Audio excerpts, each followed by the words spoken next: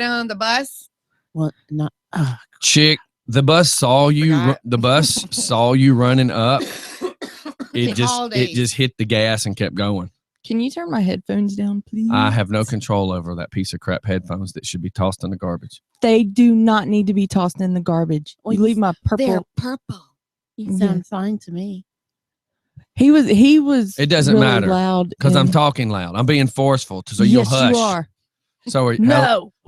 how is that, Stephanie? Is that better? Sounds like a 1-900 line. Yes, it is. Speaking of buses, Should I take my dip out and take a bite of chicken and watermelon and kiss you like we're at the family reunion? some tater salad. Shall I bend over for you? Oh, God! Just because you talk to your uncle like that doesn't mean you talk to me like that. wow. Hey, you asked for it. I did not ask for that. Doc, do you remember me saying anything I'm sorry. remotely like bend over? I was still taking the dip out the mouth and eating the chicken and I was like, well, if you take your dip out your mouth, shouldn't you brush your teeth first before you eat? Because if you don't, then you're going to end up with like this like taste of everything mixed together. Yes. But see, But they're I used to can't that. recall if you remember everything, but she had already been like to third base, not the bar, but sliding into third base in a relationship with her cousin Yes, before I she remember realized that. it was her cousin. and the way that she met the labeled cousin, like she'd already met the gentleman that she stuck her tongue in his mouth, but she did not physically meet him as a cousin until she was at the family reunion. And then her aunt introduced her to her cousin. Yeah. Oh, I know him. We were playing Handsy last night in a Chevrolet. That's okay, Steph. It happens to the best of us. It's never happened to me. Wait a but minute. it You be glad you Does it saved happen that. to you too? No. I'm glad you saved that one. Denise, do you have your listening ears on? No. I didn't think so. I said it has never happened to me. Yeah, That you remember?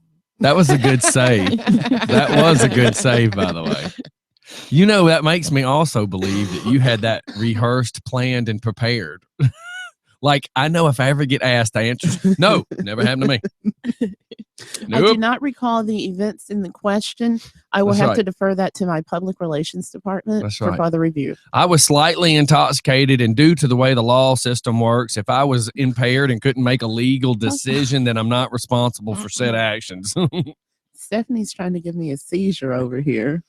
Oh, my flash. Yes. My flashing. He's just Trust me, you won't be the first person she's flashed. You might not be the last. So today I'm very excited for Stephanie and Denise. Wow, are they making out or something? No. Well, today is a very big day for them. And What do they graduate elementary school? They're moving forward in their adulthood. They're hitting puberty? No, we're kind of going backwards. yeah. Is there yeah. something? Are you would you like making them drink Mentos and sodas together or something? No, they're adulting today. So I'm How very- is that possible? Well, they're going to the studio to They're in the studio Well- right now. They're in the studio. unless you provide Brazilian waxes. No, I can provide wax. I can go find a Brazilian to hand it out if that's what you're asking me. That's not it. Let's not stereotype. What if it's a Guatemalan? Can he pass out the wax? It's a very special type of wax for a very special occasion. And what is it off a birthday candle? Like, did you put on a cake? Y'all don't try that. That would be very painful. They make I guess she's tried it because she's like, it's very painful. You notice Doc is speaking from lots of experience. I know. Today. Yeah. they make special candles for that. Those are called Japanese wax candles. So she doesn't So she knows recall. the name of them too. So what she's basically admitting is that she doesn't recall because she could have been intoxicated. She doesn't recall that it was her cousin that she made out with and poured candle wax on her. But she can't recall because she was intoxicated. It sounds like a lot of guilty admittance without admitting. right. No. I think it would Okay. be makes her safe. Mixer safe. Make Oh. Make her mark as a drink. do you What have do your you? listening ears on? Oh heavens. Heavens So to Betsy. so how many regular candles have been burned on you, Doc? No regular candles because that would cause third-degree wax burns, and then She you'd have to knows go to the hospital. that it would be third degree, not like second degree or anything. So do they make like a low burning temperature wax Yes. candle? They do. It's called the Japanese wax, and you can candle. turn it into massage oil. Yes, you can. Not that I know. Oh, did I show you that one? No. No, because you and your man probably rub each other down with like Quaker State or something. Duh. You got any oil? Yeah, it's out there on that piece of plywood that I put under the car. Hold on, I'll be right back. Um, A little dab of do you? That's what she said. Why is my this oil so goodness. black? It's from about 3 oil changes ago, but they say it's good for 100,000 miles. oh my gosh. Oh, haven't you missed this stuff? I know, right? Look at all this stuff. This is almost as bad as my 3 and 4 year old class yesterday that wanted to talk Are about you poop. really saying that your 3 and 4 year old class are perverts? That's kind of No, odd. What if the no. parents are listening, Doc? I said that they wanted to talk about poop all day. Don't get Stephanie and Denise started, please.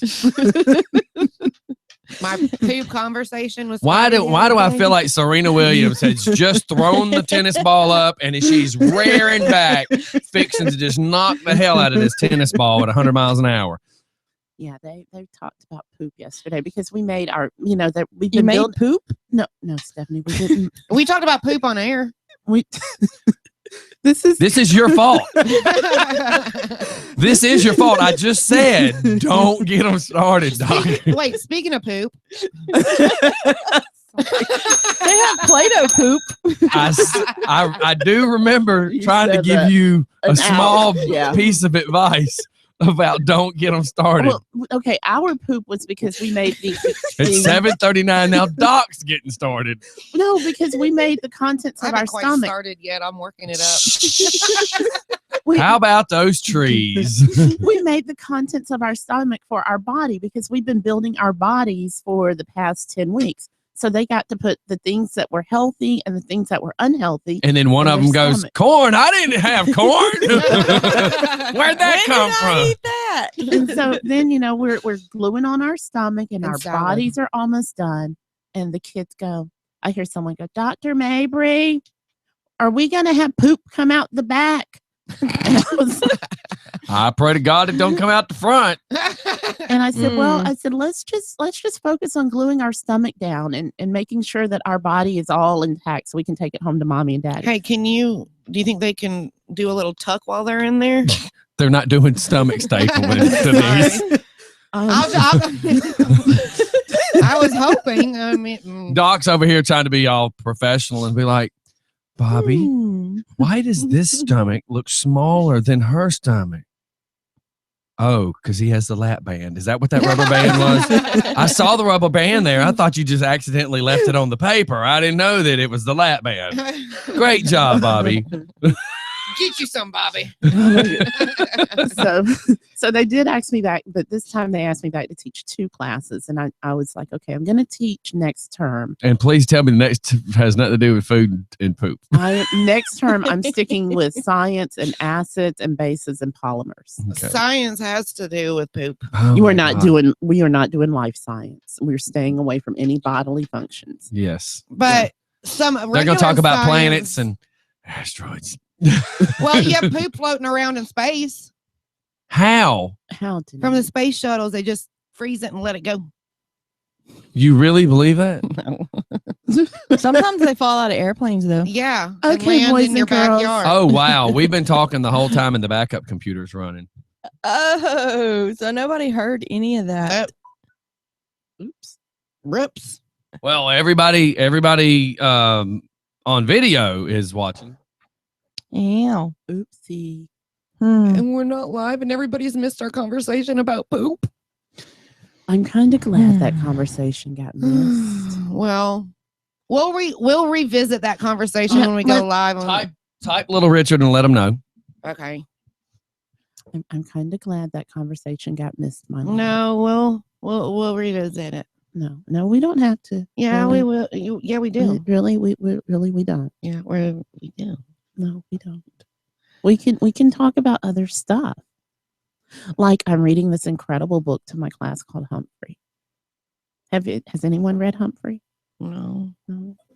And everybody, we are now live on the radio. I didn't realize because nobody was doing song requests this morning. I was just playing like some really cool songs, but not one person ever said, "Oh man, I can't believe you played that." So it didn't occur to me Right. that the main computer had got kicked off and the backup was running. But I noticed that the AVG anti-spyware had done a big update last night, which changed all three computers. Well, except for the Mac, because the Mac, you never have problems out of the dang Mac. Yeah, you need to switch over to the Mac. I know. I've got to get my butt in gear. But for everybody that's listening, y'all need to go watch the video because you've missed a really good segment where Doc taught kids how to play with poop.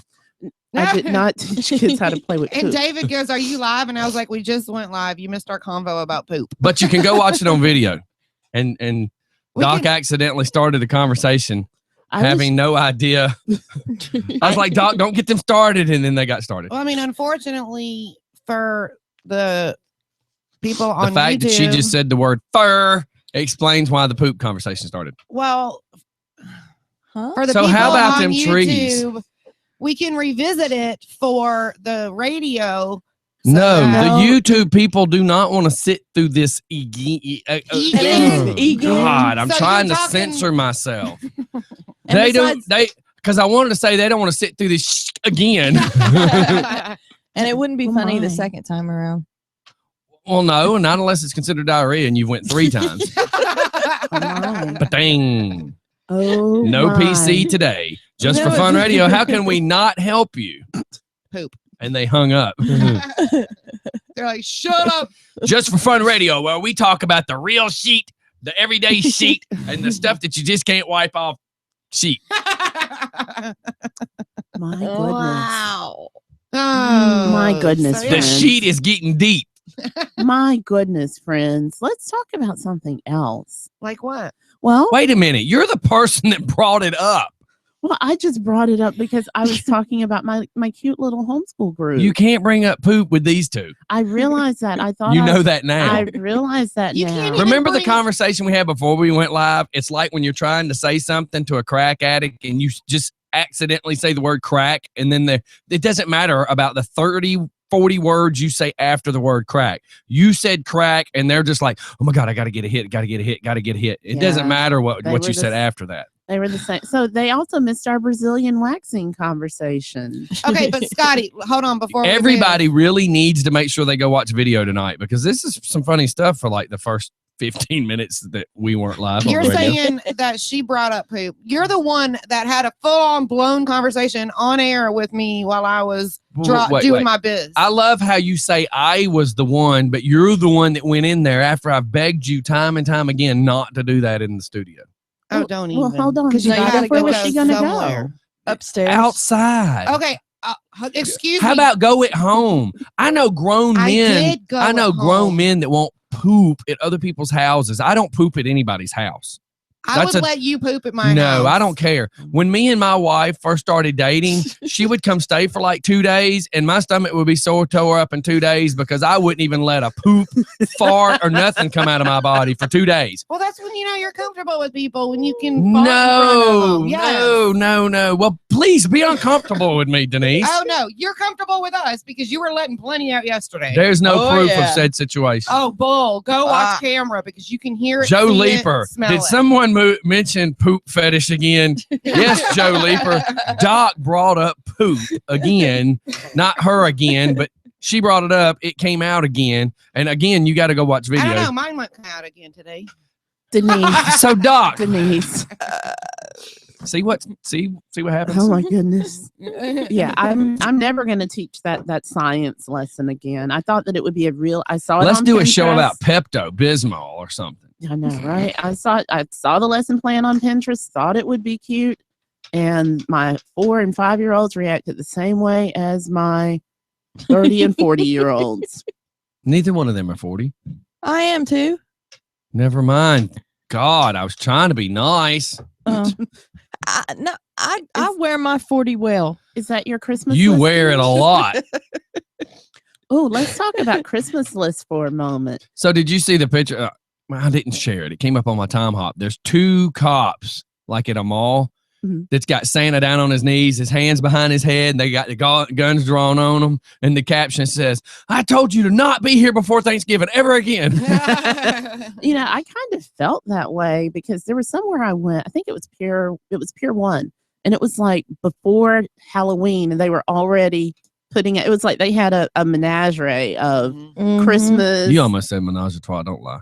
Did not. Yes, And she they- did. I seen you look Yeah. at them 2 girls and wink. Don't lie. You Well, do need to know. remember you're married. I know, right? Unless you're getting some kind of weird hall pass. No, we don't give hall passes. Sorry, We don't. They just asked to join in. we don't give hall passes.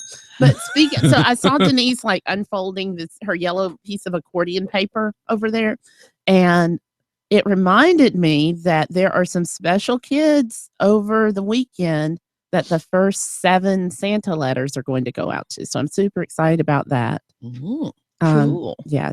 So and parents, there's reindeer food in these letters. So open the envelopes outside. What is reindeer food? Reindeer food is the stuff that you have to put out. So the reindeer, you I sprinkle. know. You, It's rabbit pellets, chick. Just No, get your it's head. not. It's glitter and oatmeal. And okay, that's what I was yeah, asking. reindeer So food. I don't know it's open 'em in for your reindeer house. for them to come into the yard but I thought they went on the roof. Well, no, actually you put out the reindeer food on your driveway so that Santa it lets Santa know that this is a very, very, very special house and he needs to leave an extra surprise present. Oh, Cool. I'll talk to Santa about that. Yeah, so the first 7 letters will be going out this weekend.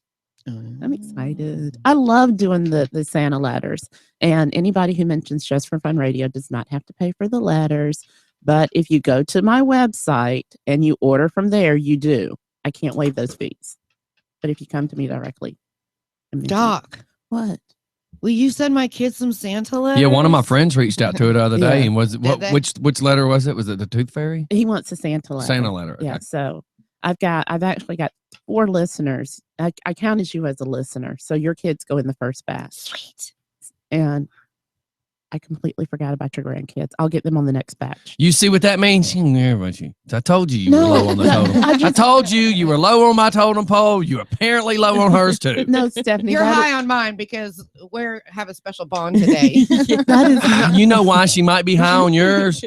Your totem pole has very low standards. Me and Doc, on the other hand, No, my totem pole's just really low. I know. So her and Little Richard's going to be like a barrel of monkeys. oh my goodness. You know how the arms all hooked together? See? Denise. Oh my goodness. Okay. Y'all are bumping. And you're the not on mic. video, by the way. Nobody's ever fixed video this morning. Well, I'll fix them on the next commercial. You don't let us fix it when you have to. I know. extend Well, it's it. too tall for Steph. So She's just looking at it like, you admit that you're short, and you want to cut me the dirty eye. I know I'm short. I'm the redneck Oompa Loompa. So why did you just cut me the dirty eye? I mean, even from here, I could see that little orange tango looking thing. Oh my goodness. You do realize the show has 90% comedy, right? Oh Doc? my goodness. I do. Okay, I'm just making like, oh my I'm making goodness. sure you and your people, your listeners, do get that it's all comedy and don't take anything too serious because it's Just for fun. it's called Just for Fun for a reason. Let's see. But yes, I'm Steph, excited close your about mouth. You're gonna get flies in that thing. But no, Stephanie, when I was thinking of people with younger kids, I didn't put you in the category of younger kids. So that's why I didn't remember the grandkids because I don't think of you being a grandmother. You're like too young for that. Nikki just said, I saw Santa's number. The problem, I can give you a suggestion, Nikki. Anytime you find a number in the bathroom, Bathrooms. don't call it. I don't care if it says Santa or Satan and it just happened to be spelled wrong. Don't call it if you found it on the bathroom wall. But I'll have to get with you because Ashley would love that too. Okay. Because Well, we- yeah, if she like it, I'll do it. I'll definitely do it. Yeah. And so then I'll have 8 going out. David will like it. I'm just kidding. Okay, Denise, you're already taking up a 3-letter I know, slot. I'm just messing. Okay. Just send one big letter, Doc. No, everybody has to get their own letter. Just one big manila envelope that's like 20 inches by 20 inches. And Zaylee's getting her first Put letter too. an M80 in there, so when they open it, pow, and glitter goes everywhere.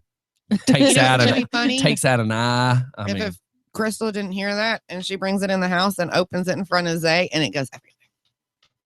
If it landed on like the hardwood floor, I'd be okay. But let me tell you something. I can promise you this. Her little fairy dust could explode over this house and it still would not be as bad as the night that 4 drag queens were on the Just for Fun bus. Oh my gosh. Because the next morning it looked like somebody had shot Cupid. There was fairy dust everywhere. Like I had a Muslim fairy blow up inside my bus with a strapped on device. I mean, it was insane, the glitter that was all over the bus. We were sweeping it out for days, almost weeks afterwards. Oh, yeah. That's funny. All the people want to call me a bigot. You can F yourself, because when we have a bunch of transvestites on there, I don't really think you can use the word bigot for the guy that's driving around a bunch of transvestites from a show. I mean, it was friggin' insane. There was glitter on the windows, and I'm looking at the one that was, you have to be there for me to make sense, but this one outfit that had some McDonald's products on it. Yeah. I'm like, how did that get pressed on the window? Yeah. Like, how did that get on the window? That means you had to be standing on the couch to get that on the window. Yeah, it was funny. Well, look, this is hilarious. That just got sent to me. Wow. It's a picture. It says Santa with a phone number. I'm dialing that number. I hope that ain't one of your relatives. Oh my God. Let me see. We're going to dial that and go, is Santa there? And Uncle Bill's going to start screaming, what do you want? Oh my goodness. Martha, bring me another bush beer. Well, see, I have to make the comment about, opening the letter outside, because I told a certain listener, I'm not going to call any names. I said, your child is getting a letter from the Tooth Fairy. Open the letter outside. Outside. The listener takes the letter inside, hands it to the child opens it. And this one, I had put like 4 bottles of glitter. Oh my gosh. I put a lot of glitter in there. Is this the same woman that tried to feed my grandkid a fruit roll up and give them a Capri Sun? Capri Sun? Yes. She deserved it. Well, so then I get a message from the step parent of the child that says, you need to come clean our house because we have glitter everywhere and we're still finding glitter 3 months later. And I was like, well, I said open it outside, but nobody listened to the outside part. When he goes running around with his little underwear on, there's already dust coming out. He's okay. He's corrupt. How's he going to know the difference? Anything that says from Tooth Fairy Island or from the North Pole, open those letters outside. I just had one person say, I want a letter. Send me your address. I will see to it that you get a couple of letters. Oh, here goes the phone number that we're calling that says Santa. And a special box. And then the listener that's house got blown apart. Merry Christmas! This is Santa Claus, and you have reached my personal hotline. We have been very busy making all of those toys to deliver on Christmas morning, and I want you to know that your family loves you very much, and so do I. So be good, and don't forget to always listen to your parents. When you hear the tone, please leave me your Christmas gift wishes and holiday cheer. And remember, kids, I know who's been naughty and nice. Merry Christmas, and I'll see you soon. Santa, I would like an iMac Air. I would like an iPhone 6S. I would love a convertible Mercedes drop top black with black leather interior. And also, Santa, if you could come cut down some trees in my yard and install a toilet for me, that would be awesome. Thanks so much, Santa.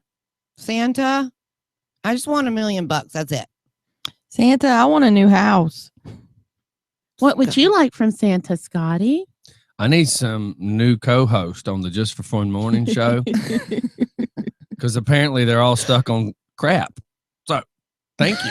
How are we stuck on crap? Have a good Christmas. Well, y'all Santa. can't stop talking about crap. She just asked for a new toilet.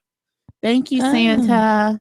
And whoever's running See you Santa's soon. answering service, please call us back. This is Just for Fun Radio. 678-760-1556. Thank you. Have a nice day. Do you hear how she stumbles over the letters, the numbers? And she's supposed to be a math major. It's okay, Denise. It's Common Core. That Common Core's got you all twisted. Hey, so whoever's checking this voicemail, have a great day. Boy. I don't want to play your reindeer games anymore. I got to go. Oh, that is so cute. I'm going to have to Glitter is like an STD. It never goes away. That's why you open it outside, because that helps the reindeer find the house at night. And it lets them know to leave a very special present there. Somebody just said that was a very creepy Santa voice, and I don't know that I want my daughter to listen to that. It'd be like, ho, ho, ho, ho. Welcome to Christmas. Tell me what you want. See, well, I put in my wish Say it list. again. Say it louder. Say it with more force. See. Look at the look on her face. Oh my goodness. Just really creepy. Okay, so on to other creepy Santa stuff. is under your bed right now. Crack one arm and go look. Ah! You know. Hey, it's like that dang video that Stephanie sent the other day. The little girl is on her bed playing with a cell phone, and you think she's talking to her dad, and then you realize she's in the room by herself. And the bed moves. Yeah. Creepy. Watch, Yeah, I'm gonna play it on the video real quick because you sent that in a which way did you send it? Is it Messenger. it's on Facebook Messenger? Yes. Okay. When you see this, Doc, good luck. Well, see, and that's no different than Stephanie and I were walking down the walkway this morning. And so, we're just talking, we're chatting about our day and everything. And Stephanie hears a noise. She stops. She goes, "What was that noise?" I was like, "I don't know. Just keep moving. Have you not seen the horror movies?" Well, the thing is, if you take off running, you're going to trip No, we're going to slide and on fall. we're going to slide on all right, the hold wet on. leaves out there. Here's the thing. When you first hear this, people, and whoever's on YouTube, because I'm gonna post it so you can watch it on our YouTube. What I want you to realize is you want to visualize in your head that she's on the bed talking with her father. In all actuality, the little girl is in the corner. Her bed apparently is shoved against the corner of the wall. She's in the corner with her back against the corner. She's holding a cell phone in front of her. And she is 100% alone. So now that you know that, listen and watch if you can. If you're listening from the radio app, then you can go home and watch this. But this is pretty freaking creepy. Listen to this young baby. I say baby. She's probably like Shelby's age. She's by herself. And watch the bed. Watch the bed, Doc.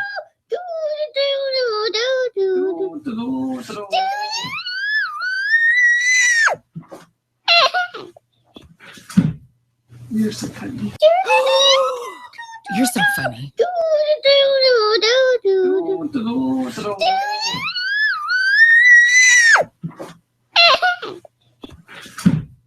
You're so funny. So the ghost keeps saying, "You're so funny." But y'all heard And that. sings back. Yeah. And the ghost sings back, and you see the bed sheets are moving. And they're not her feet. And they're because not her she's, like, feet. sitting up and Yeah, you can see her this is- legs right in front That's of her. right. This is a little bitty kid in a full size bed. And her this, feet don't reach yes, down there there. you go. Wow. Yeah. So on that note, let's take a break. Isn't that something? Yeah, that's about as bad as the shadows that we saw here. But I'll tell you one that's even worse. We shared one. It's probably about a year ago when Bobby the ghost hunter was in here. So you visualize a Marriott or a hotel where you're going down a long hallway and there's rooms on left and right. I'm finding it to send to you. 'cause I've Oh, seen it. yeah. So the camera, the security camera, is showing there's nothing going on in the hallway, and you're hearing a woman screaming like she is being murdered. People in the next room have called this in. So the video shows the hallway. Security comes up, says they're coming down the hallway. They don't see nothing, but they hear it.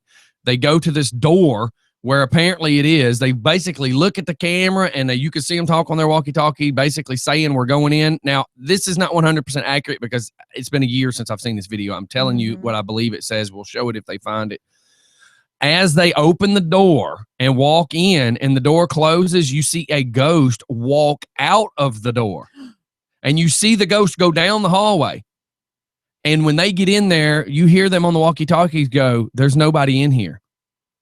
Wow. But on video, you hear it screaming like somebody, like a girl, a woman is getting her body sliced up with a butcher knife. She's screaming so much. I just sent it to you So where is it at? Where did you send it? in Messenger. Right In now. Messenger? So let's play it real quick. So what was the story of that room, though? Was somebody murdered there? Well, they don't know. So hang on.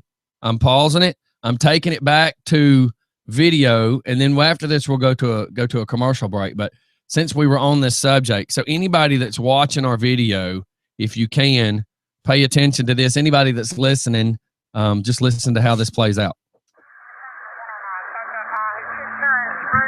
This was recorded September 14th, 2003. What room is that? It's the room right back in. It should be 209. 209 is the room. Security's coming up in the elevator. Security's coming off the elevator. No one's checked into that room, and there's reports of screaming coming from that room. Amy, he's on his way down there right now. They're reporting screaming coming from the room. You hear the screaming? I hear the screaming. What's going on, John?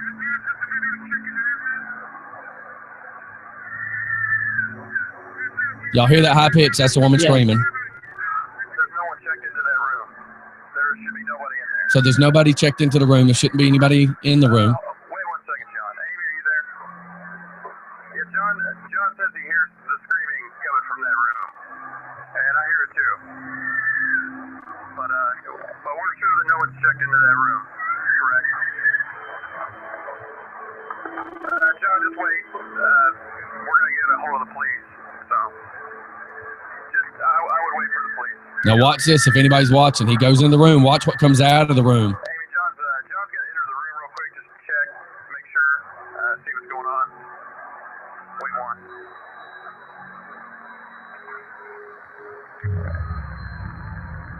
Wow. John, You see the lights flickering? John, are you there? Yes. Okay, Amy, John wants you to call the police right now if you don't mind. He says no one's in there, but that all of the furniture's been turned upside down and the hold on. He says the carpet's been ripped up and the shower is on, but nobody's in there. See him hauling butt? I got cold chills just looking at it. Yeah, me too. Officially freaked out now. Wow. I'm officially freaked out now. In case you missed it, they'll show it again. So isn't that insane? I got chills. Isn't that insane? So we'll also post that so people can see it. But woo, doesn't that just bring cold chills to you? But you know, we the Just for Fun people, that image, if you go watch this video, this little image that you see coming out of that room, we see it once to 3 times a week in this house. Yes.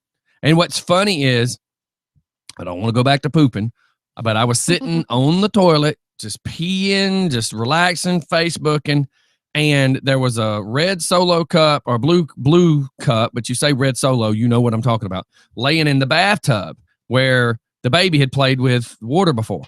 And just sitting there, all of a sudden, the cup just starts moving and rolling left to right. And I'm like, what the hell? And I mean, it looks like somebody's pushing it with a finger and pushing it up towards the side of the tub and then letting go, and it's rolling back down to the middle. It wasn't rolling from the right side of the tub to the left. It was only going from the center to the tub if you were sitting in the tub. Mm-hmm. And think of where your knee would be touching the side of the tub. it was going from the middle of the tub to the far wall, roll back down to the middle, it'd go back up, it'd roll back down. And I yelled, Crystal, you got to come see this. Crystal comes in and it just stopped rolling. And Crystal's like, what? And I said, that cup was just moving. And I said, watch. And it wouldn't move. She's like, well, maybe you blew it. And I'm like, I've been sitting here. It's not like I threw a towel down and the air pushed it. I've been sitting here. It's inside the tub. The air conditioning vent does not blow inside the tub. Right. Now, 2 nights ago, Zaylee is sitting on the bed playing. Crystal steps into the hallway for just a second to get something, and Zaylee starts screaming. Crystal runs in, and Zaylee has learned to point at the dog because I go lay down. So she knows what pointing is, and she knows how to say no. And Crystal said that she was pointing and yelling at the bathroom, you know, like with the no motion and screaming. And she said she saw something in my bathroom. Who that Zaylee did? Yeah. Wow. And we already know that my grandfather was walking from the bathroom into the bedroom when he fell over dead in the floor. So they found him laying right at the foot of the bed, between the foot of the bed and his feet were like in the bathroom door. His body was laying outside the bathroom door, and his hand was just almost touching the bed. So as he was probably reaching to catch himself on the bed when they, you know, but for me to keep seeing stuff in the house, for us to keep seeing stuff in the house. Now Zaylee, we already know Zaylee has stood on the couch and my kitchen's behind me, and I've seen Zaylee stand up, start waving, and I go, you know, is one of the kids, you know, awake or something? Right. And then I realized there's nobody here but me and Zaylee. So you can say what you want. Well, Crystal and I know it's real because of that night on Ladies Talk. I mean, I have never been so spooked in my life. Oh my God. So I just got LMA, you just said on radio you were sitting down to pee. Well, let me tell you something. With Zaylee, you don't stand up to pee. No, you don't. Unless it was first thing in the morning. She just thinks it's the funniest thing ever to try to swat the pee. Yes. Yeah. And she's staring because she's trying to figure out where's it coming from. So I've learned, plus I've already learned too, if you're standing there peeing, you got something in your hand, you're busy, and she touches stuff. Prime example, last night, my granddaughter loves my chapstick. I heard her take the tube of chapstick that I gave her to play with, and she now can reach the nightstand. So I heard her moving stuff on my nightstand where I left a pair of scissors. So I am just standing up. I'm just starting to pee, and I hear something. I had to pinch it off. I'm running through my bedroom with my right hand pinching it off. I'm trying to yell before she got to the scissors because apparently she got the chapstick and not the scissors. But I didn't know this. I'm in the bathroom. Right. I'm yelling, Crystal, oh my God. And I'm holding it. She's like, what? I said, I'm pinched off. Come get the baby. So I have to get the scissors. And then, you know, you're not supposed to run with scissors. I'm running with left hand 12-inch long scissors. These are the big scissors because I was cutting an insole for my shoe. So these are the big carpenter scissors. Oh my and in my right hand, I'm pinched off. Running through my bedroom. That isn't so not safe. The ambulance will get here and go, well, why is he bleeding and pee everywhere? Well, he was running with scissors and he was pinched off. Right. They're going to think I was trying to John Wayne Bobbitt myself. Oh, Lord. So anyways. What had happened was. Yes. So there's your, I just admitted that I was sitting down to pee. All right. Let me catch this last text before we go. I'm getting ready to turn you off. You do not remember I'm in a creepy Ace warehouse by myself. Oh, we love you, little Richard. You can keep us on. Turn. So we'll be right back, everybody. It's just for fun in the morning. Oh my goodness. That is so funny. What time is he getting here? 8:30. Okay, I'm gonna take Bella out real quick, and then I guess. Yes, we'll and then cover I'm up. gonna move Dr. Mabry. everything. Yes. Bella, where did she go? Oh, you already ready? To go Hey, out? how are you? Ouch, Bella. Goodbye. Yes. Oh my God. Oh my God. She is awesome. Thank you.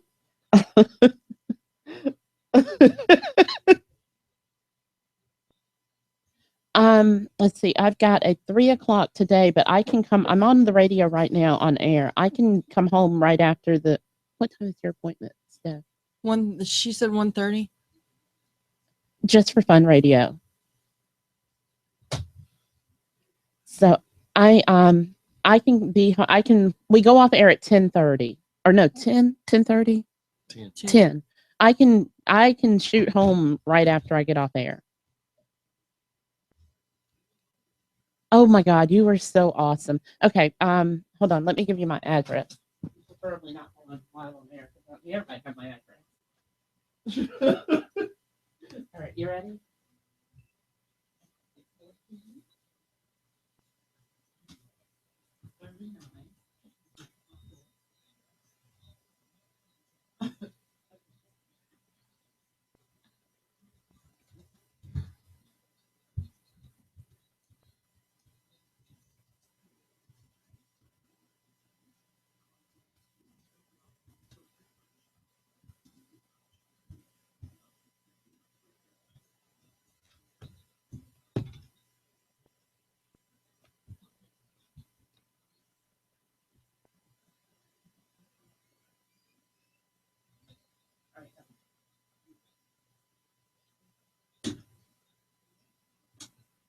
What's up?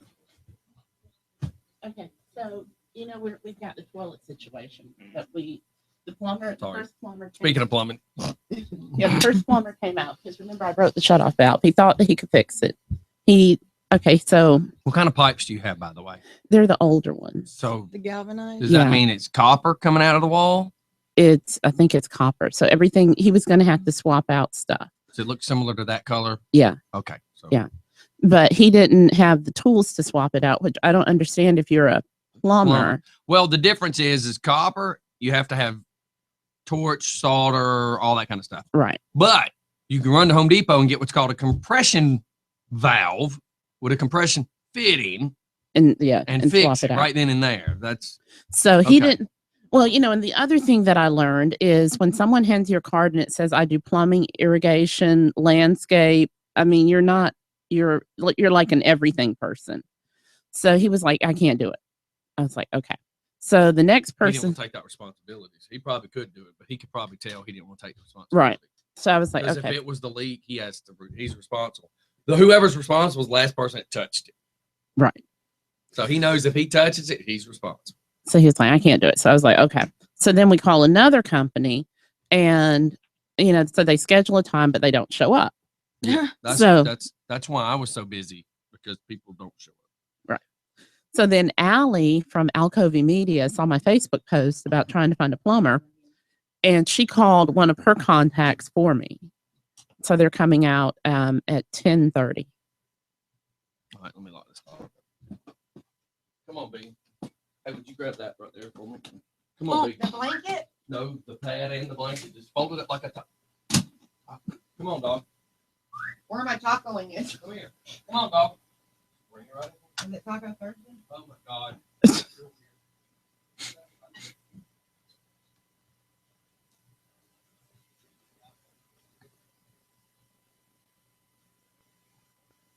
Man, there's so much stuff in that room.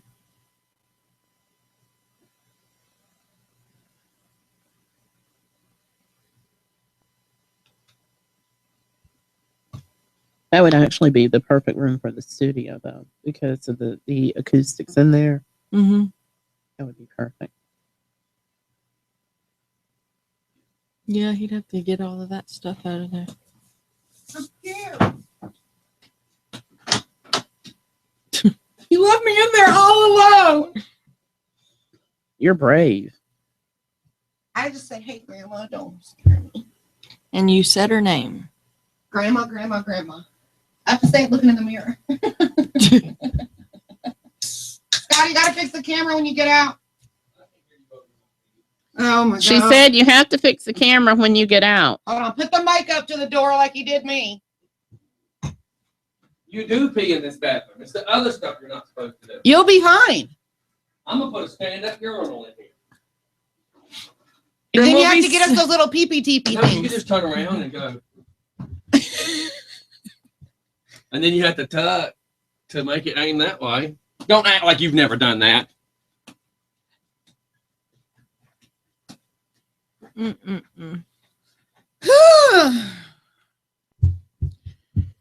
Silly. Doc, you're not in the loop. Everybody has their Just for Fun shirt on except for you. Yeah, but she makes her not be just for fun. She wanted to come dressed in her Yeah, normal but she outfit. could go out with a bang. I could go out with a bang. Well, okay, so considering that. The bang's what got her in the situation she's in. Anyways, considering what? No, considering that I've got like I had 3 appointments like back to back. So there was not going to be time for me to go home and change until I got this call. So now I have to like skedaddle from here to get home to meet a plumber. Who? But you could still. Hello? Yeah. Hello? I know. Excuse me. And advertise for us.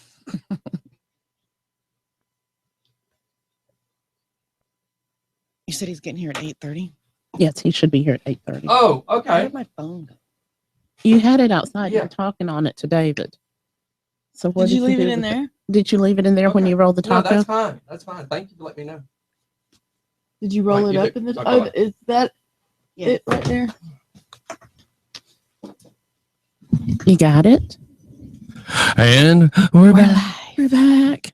Okay, so I just got the coolest call ever. Shout out to I just got a weird one, so yeah, let's go for it. Okay, so shout out to Allie from Alcovey Media, and just the power of Facebook. So everyone knows I hate to go back to toilets, but You got a thing where you only go there once. yeah, Can't use that one. Been there.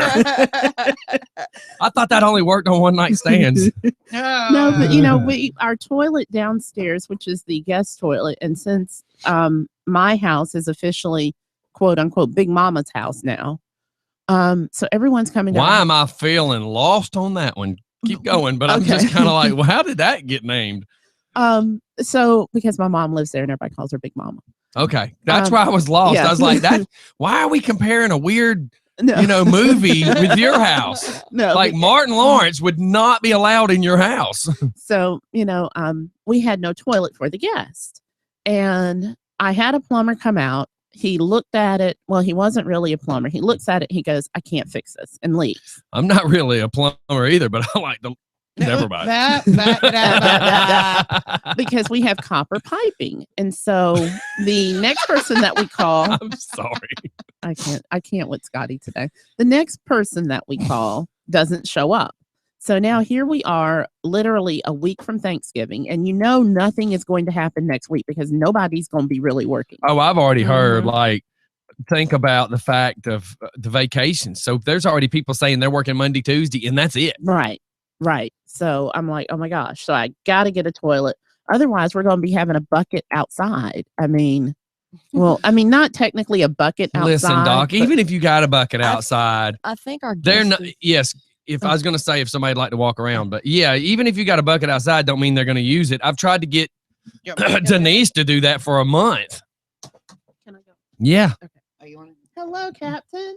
Hello. All right, everybody, we got our guest in the house. We're going to shoot off to a commercial real quick. We weren't prepared for this exact moment, but give us just a few minutes. We will be right back. We'll be back. Trying to find what I was going to play. I was trying to look for like a certain song I wanted to play, and I really just don't have time for that now. So give me a minute. We'll be right back.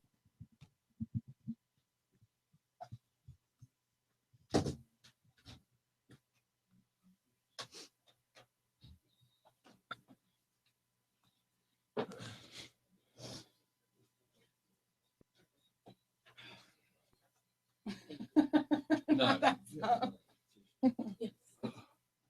Everyone, Good. How are you? that's Captain, that's Stephanie, Captain Donald Crap. Ferguson. Nice to meet you. Captain Donald Ferguson and Captain Ferguson, that's Scott Spence. He goes by Scott. He's the owner. How you doing? Before, I was gonna say before we go live, I thought my wife was already gone, and she just said something about needing to leave. Oh, is she blocked in? Yeah. Uh-oh. Okay, never mind. She said she'll just drive the van. Great. You're welcome. Can she just get out? I hope.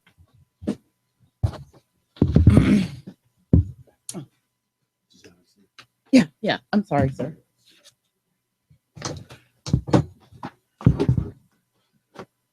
We'll get your head. Hey, Steph, swap with him real quick I if was you don't getting ready to mind. say. Just that puts him on a mic that's more set up. You know how to talk on a mic. That way he doesn't get stuck on a mic that I can't control as well as that one.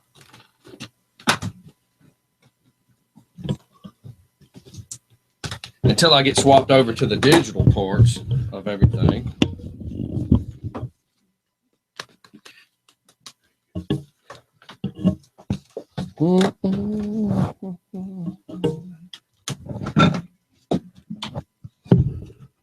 How you guys doing this morning? Pretty good. We are awesome.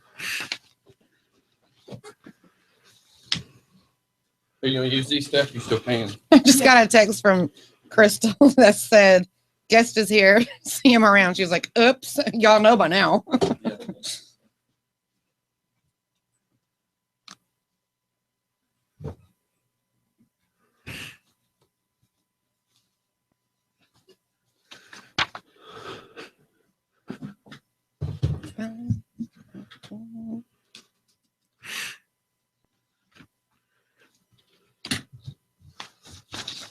Have a seat, Steph. Let me make sure the camera's gonna work. We got everybody on camera? Yep, that'll All work right perfect. there. I'm gonna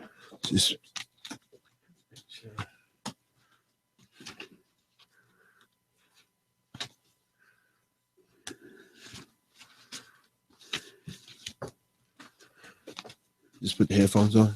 Yes, sir. Okay. Now, Captain, this will also be recorded so we can pull part of this and shoot it over to your website Sure. as part of your publicity. You know, your I appreciate that. no problem. 1 2 1 2.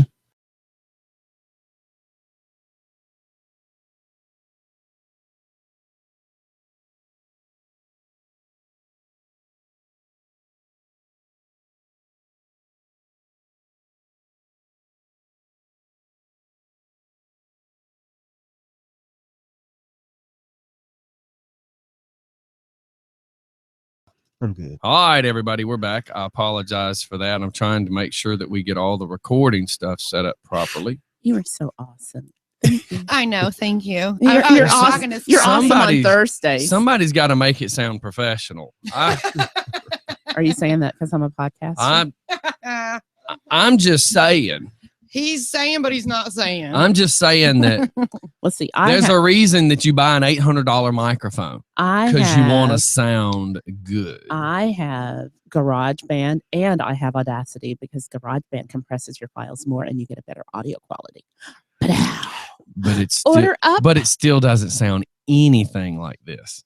oh, whatever. I went and listened, Doc. It doesn't. Whatever. Come on. I don't. You know- I don't want to say that your Chevette is a Chevette and not a Corvette, but it's yes, you own a Chevy, but it's a Chevette, not a Corvette. Whatever.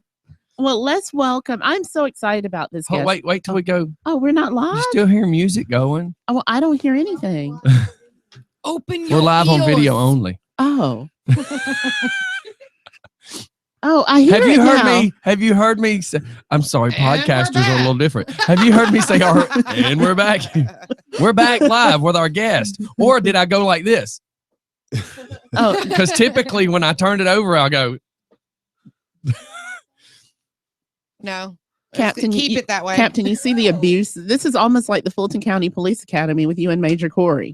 I mean, Wait a minute. Wouldn't there? You actually implied a chain of command. yes. I never see that around here. Okay, now watch this, Doc. I mean, I know it's your last day and all, but okay. Okay. And we're back. Well, hello, everyone. I am so excited about the guests that we have in studio. Many of you know that I was a police officer and I went through the Fulton County Police Academy. I had some amazing training people there. And my captain from the Fulton County Police Department Training Academy is actually here in studio with us today. Welcome, Captain Donald Ferguson. Good morning, and I'm glad that you guys invited me here this morning so I can talk about my candidacy for sheriff in Rockdale County. I really appreciate that. I thank you so much for accepting the application. Thank you so much for accepting the offer, because we have been extending all offers to all political candidates to come in, and it really means a lot to me that you accepted. It means more than you will ever know. No problem. I'm here to serve the community, and so I'm here to stand up to the plate. All right. So you've worked with me for almost 20 years now, so you know how I roll. Yes. Okay.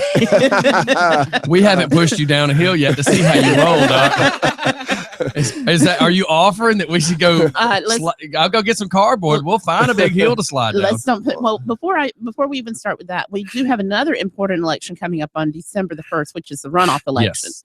So everyone, please, I know you went out and voted earlier. We've got a runoff election for the Senate post of 43. We have two candidates, Janice Van Ness, and I don't know the other lady's name, but get out, research the candidate. Do your part. Do your part and vote. Get out and vote. Just go vote. So, yeah. All right. So back to Captain Ferguson.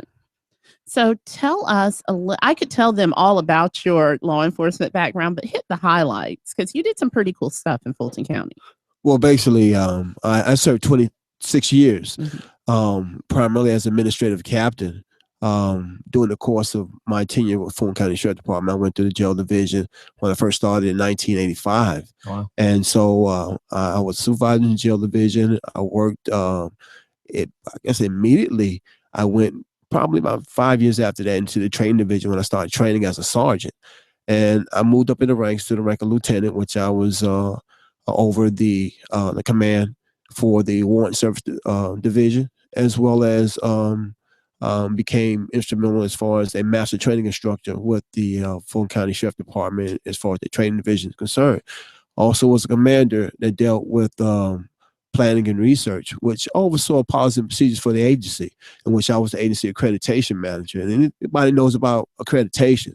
It's about making sure that the agency itself is in compliance, is transparent, making sure that we have national standards that we have to comply with the Commission on Accreditation with Law Enforcement. Our jail was accredited in terms of American Correctional Association, in terms of how we service our inmates, or you may call them detention inmates, but making sure we do things the right way, because even inmates have rights. Mm-hmm. Also, our food service through correctional health care in CCAC. So I was the accreditation manager for all three major accreditations ever since 1999.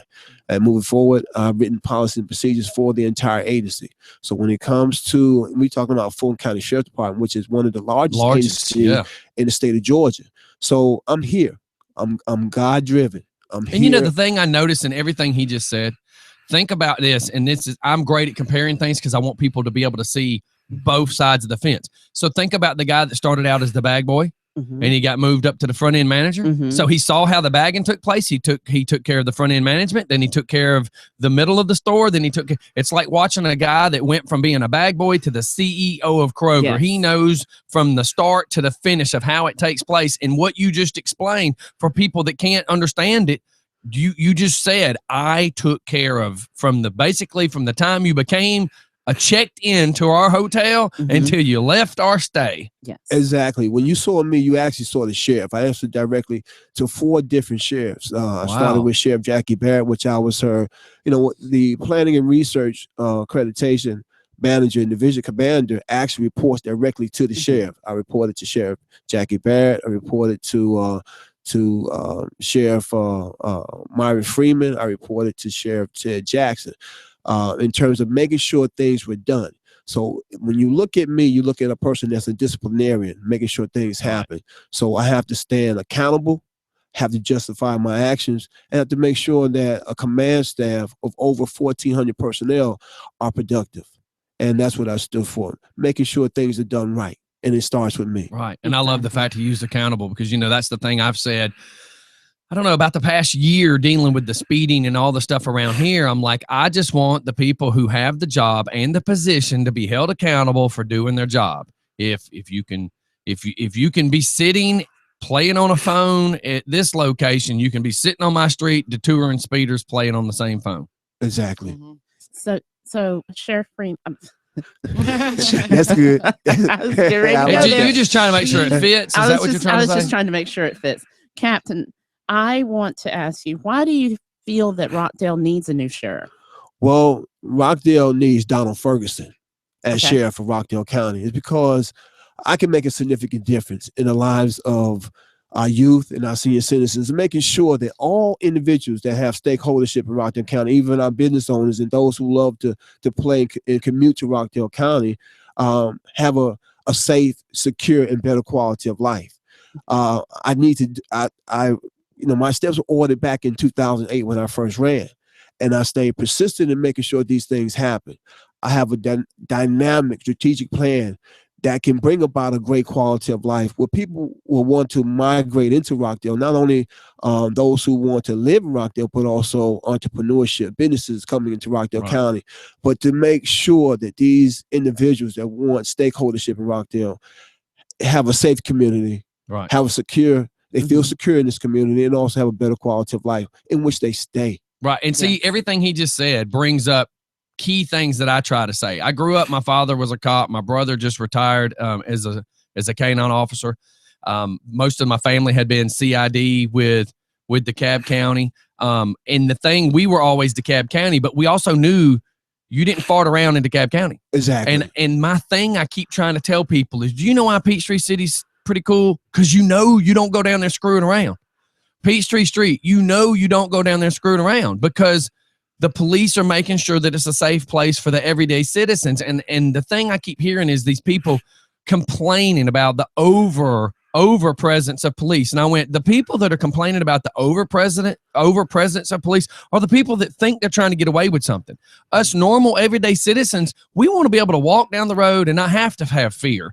Salem Road has become a nightmare. And there's a business behind Quick Trip where they're actually slinging dope out of the business and nobody's doing anything. And here's what's stupid is if I know about it and the citizens know about it, then we would assume other people may know about it. We have speeding on my road where I have all this video footage of school buses and dump trucks and cars that have flipped and caught on fire, but yet nobody feels there's a speeding problem, but yet we have 2 schools and all the proof in the world that it's happening, but nobody sees it as a problem. And my problem is nobody's going to want to move and or stay in this county if they don't feel safe. Exactly. And by you touching on that point, I knew about the Salem Corridor for the last 10 years. 60% of the crimes in Rockdale County is on that Salem Corridor strip, going all the way from,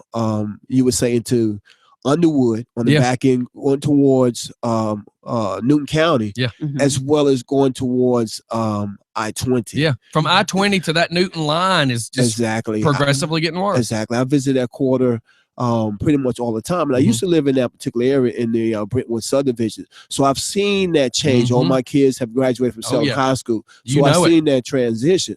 But what I want to say is that in terms of law enforcement in the whole entire county, I have the plan to be not to be reactive, but to be preventive. Right. I have a preventive, community-oriented strategic plan. And when you say visibility in law enforcement is very important.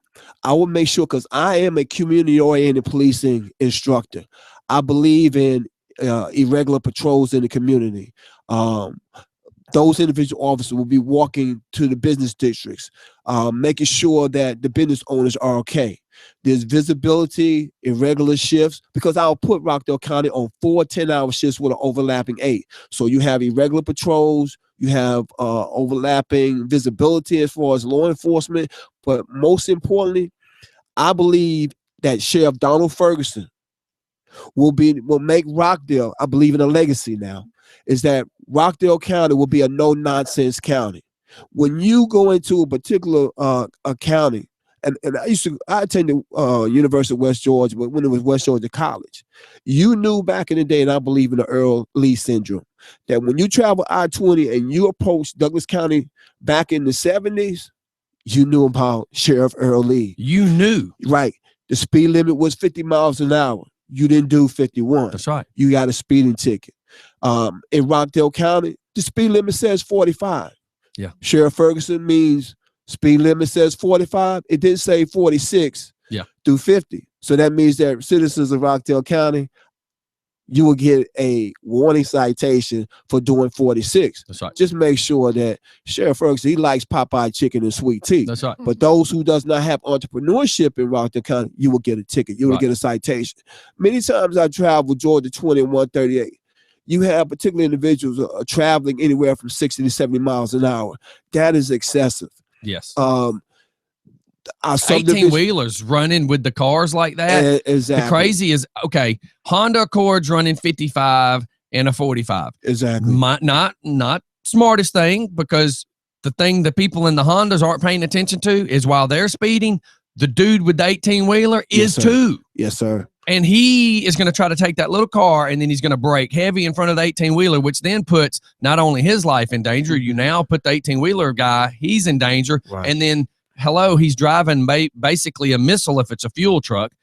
These people don't think. And, you know, and you actually have covered, I had a listener saying, Rockdale now seems to be getting a reputation for bad, high crime community. Well, let me try to word it that way. But you seem to be touching that exactly at that moment. And then another thing is we want to have the reputation of Peachtree, because it's the way it's worded, Peachtree and Toco Hills, you know, because everybody knows you. I say this all the time. You don't go mess around in Porterdale. Everybody goes, man, don't go through Porterdale. You're going to get a ticket. Right. Well, you don't go acting a fool in Porterdale. Right. And that's the reason people are starting to spend more money to live in those lofts, because they know that at 11 o'clock at night, if they want to walk out of their condo or their loft, they know they're going to be safe because you don't fart around in Porterdale. So everybody wants to complain. I love hearing the people go, man, I went to Porterdale. I got a DUI. It's not the cop's fault you were drunk. Duh. Right. You know, it's not the cop's fault that you got a 55 and a 35. You were running 55 and a 35. And then on top of that, maybe you were running 60 in the 25. Exactly. You know, so I'm trying to cover this. I mean, our phones are getting lit. You handle the messenger. I would take on the ownership of this county. I will make sure that there will be that legacy. Donald Ferguson doesn't play when you get ready to enter in Rockdale. I will make sure this community is safe. I will travel through the neighborhoods and make sure that even the residential citizens know who I am. I'll be a walking sheriff. Right. I believe in that movie Walking Tall. I'll be walking with a big stick. No nonsense. I'll make sure that this community is safe, even if I have to do it myself. I'll have partnerships with the school system, mentoring our youth, which you look at the issues in terms of that school of pipeline. That starts in the elementary schools before the third grade. We start programming them. Right. But we're not identifying any programs outside of what they say they're using, Chance and GREAT program, in the middle and high schools, or the elementary schools and the middle schools. But you have to address these issues when this kid, before preventive 3 per third grade, because if you don't address that issue before time, then you have a problem in the community. But when you talk about crime in Rockdale County exceeds the average norm, the average minimum of crime across the United States. When you talk about Part 1 crimes and Part 2 crimes, Rockdale County exceeds that. If you go on the internet at any given time, you can see where Rockdale County, well, Conyers, Georgia also, because they don't want to group the two when it comes to crime stats. And I pretty much I left those things at home, but Rockdale County is considered a ghetto. And they talk about that in regards to the number of convenience stores and the number of beauty shops in Rockdale County. And so when people want to migrate here, they go on the internet and they look at all the statistics. One of the particular media personnel stated about, I would say, 3 months ago, that the crime rate in Rockdale County have exceeded 250%. Yes. You can Google all particular sites and say, what is the crime in Rockdale County or in Conyers, Georgia? And that has exceeded the mainstream. What Donald Ferguson would do, he will reduce the crime based on community-oriented policing, particular strategies. There are 8 particular law enforcement zones in Rockdale County. I'll make sure that there's a precinct commander in each particular county that will be partnership with all the particular subdivisions or the neighborhoods within that particular community. Mm-hmm. When you talk about community-oriented policing, that particular lieutenant will have personal communication with the HOA presidents. I will be there. We'll have town hall meetings to make sure how the crime will be addressed if there is any, but you have to do it on a preventive, proactive basis. You can't wait till a situation to occur and then say, well, we have caught the perpetrator, what have you. Let's prevent crime. Let's make sure that this community is safe. Let's have these particular irregular patrols so people's houses will not get broken into. Let's have particular programs for our youth. I plan on starting a sheriff athletic league to deal with those particular individuals that have nothing to do in this community.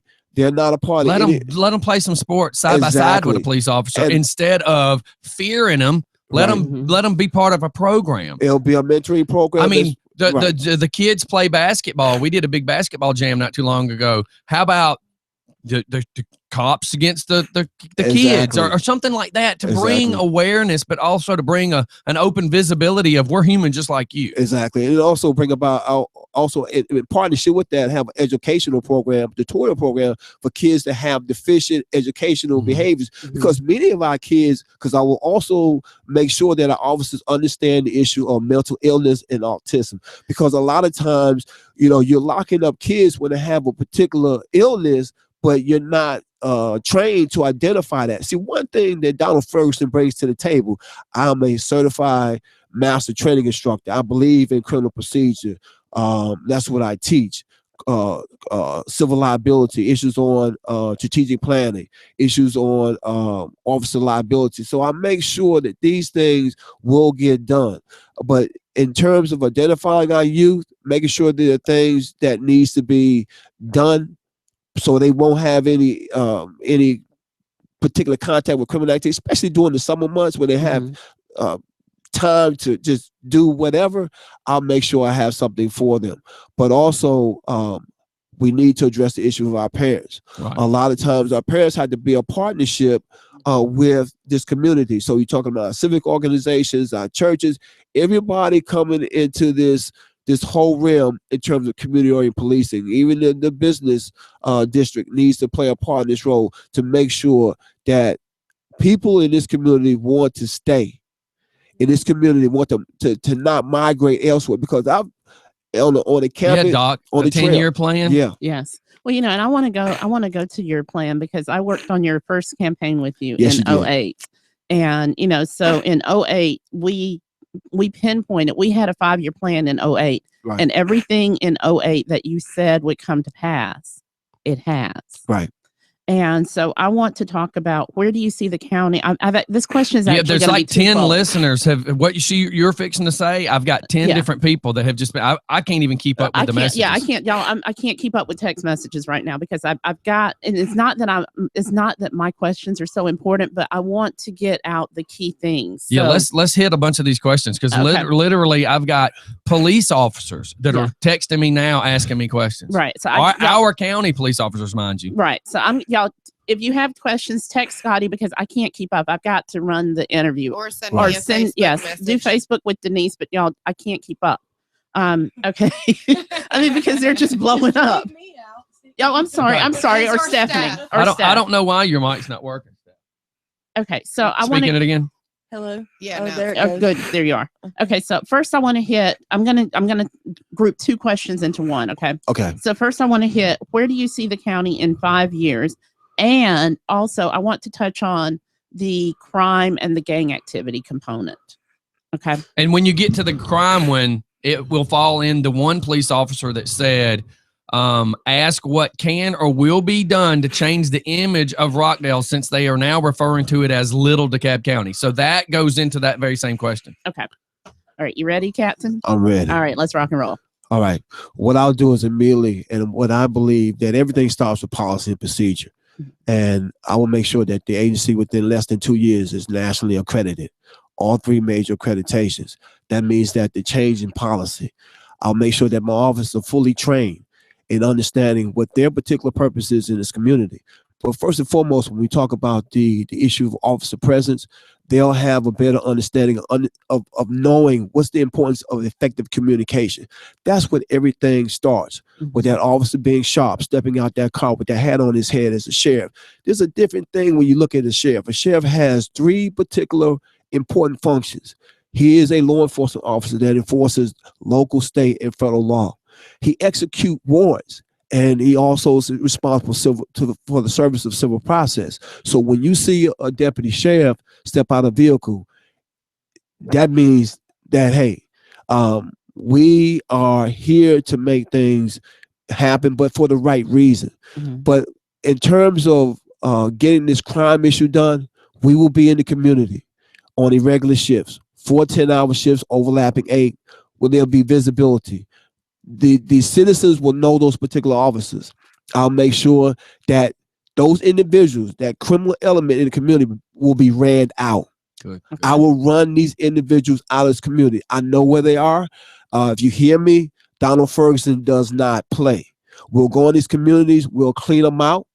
I'll make sure I have sub-precincts in every particular precinct, which is 8 precincts in Rockdale County. There'll be sub-precincts. These precincts will be 24 hours, 7 days a week. And we'll operate out of those particular precincts, and we'll be in these particular communities. Citizens of Rockdale County, business owners of Rockdale County will know your particular officers. That will be a preventive measure in terms of reducing crime in Rockdale County. One particular thing that Donald Ferguson will do as sheriff, I will be able to see everything you do in Rockdale. How can Donald Ferguson get that? Well, Donald Ferguson will have eyeball and tag reader cameras throughout the perimeter of Rockdale County, at the intersections of Rockdale County, through grant money, because people will figure out, well, how you will be able to get these particular funds. I'm also a grant writer, so That's I can get those funds, right? And also and get the community-oriented policing grant that the Rockdale County Sheriff Department has lost recently, because you can get officers through that particular grant. And once you have to understand is, once you become a nationally accredited agency, additional grants will come. Donald Ferguson can make that happen within 2 years. I don't need a 5-year plan. Donald Ferguson will get the legacy started within the first months of his office in 2017. I will get it done. I will get it done quickly, because the people of Rockdale County needed me long time ago. I will always use the word as of yesterday, but I will make it happen. I will be a hands-on sheriff. I'll be walking through the community, making sure that I listen to my particular stakeholders, our business owners, because those are the individuals that answer the questions. Those are the ones who have the concerns about the community. But what you see Donald Ferguson do out, he will keep an eye on this community and make sure that the individuals coming in Rockdale County that want to commit any particular crimes, robberies, whatever it may be, some of the 7 deadly sins, or any Part 1 crimes or Part 2 crimes, it will not happen in Rockdale County with Donald Ferguson as sheriff. It doesn't take me 5 years. My plan right now is less than 2 years. It's in a year, because the crime again in Rockdale has increased. I will make sure that my officers are trained, And one thing that we have to look at and consider is that these officers have to stay here. Many of Rockdale County officers have left. Oh yes, And that's not I've got actually 2 police officers now that are texting in questions, but one that has left, along with 17 others Yes. right. that they've all just resigned. And one of the questions actually goes to why 17 of them resigned whenever we get to that point. Well, the reason why they resigned because they need a leader that's going to train them. Yes. I don't believe in holding my skill set. If you look at my skill set, many people in Rockdale County that have that been administrative positions does not have the training and expertise that Donald Ferguson has. Hey, and with that, I want to throw this in.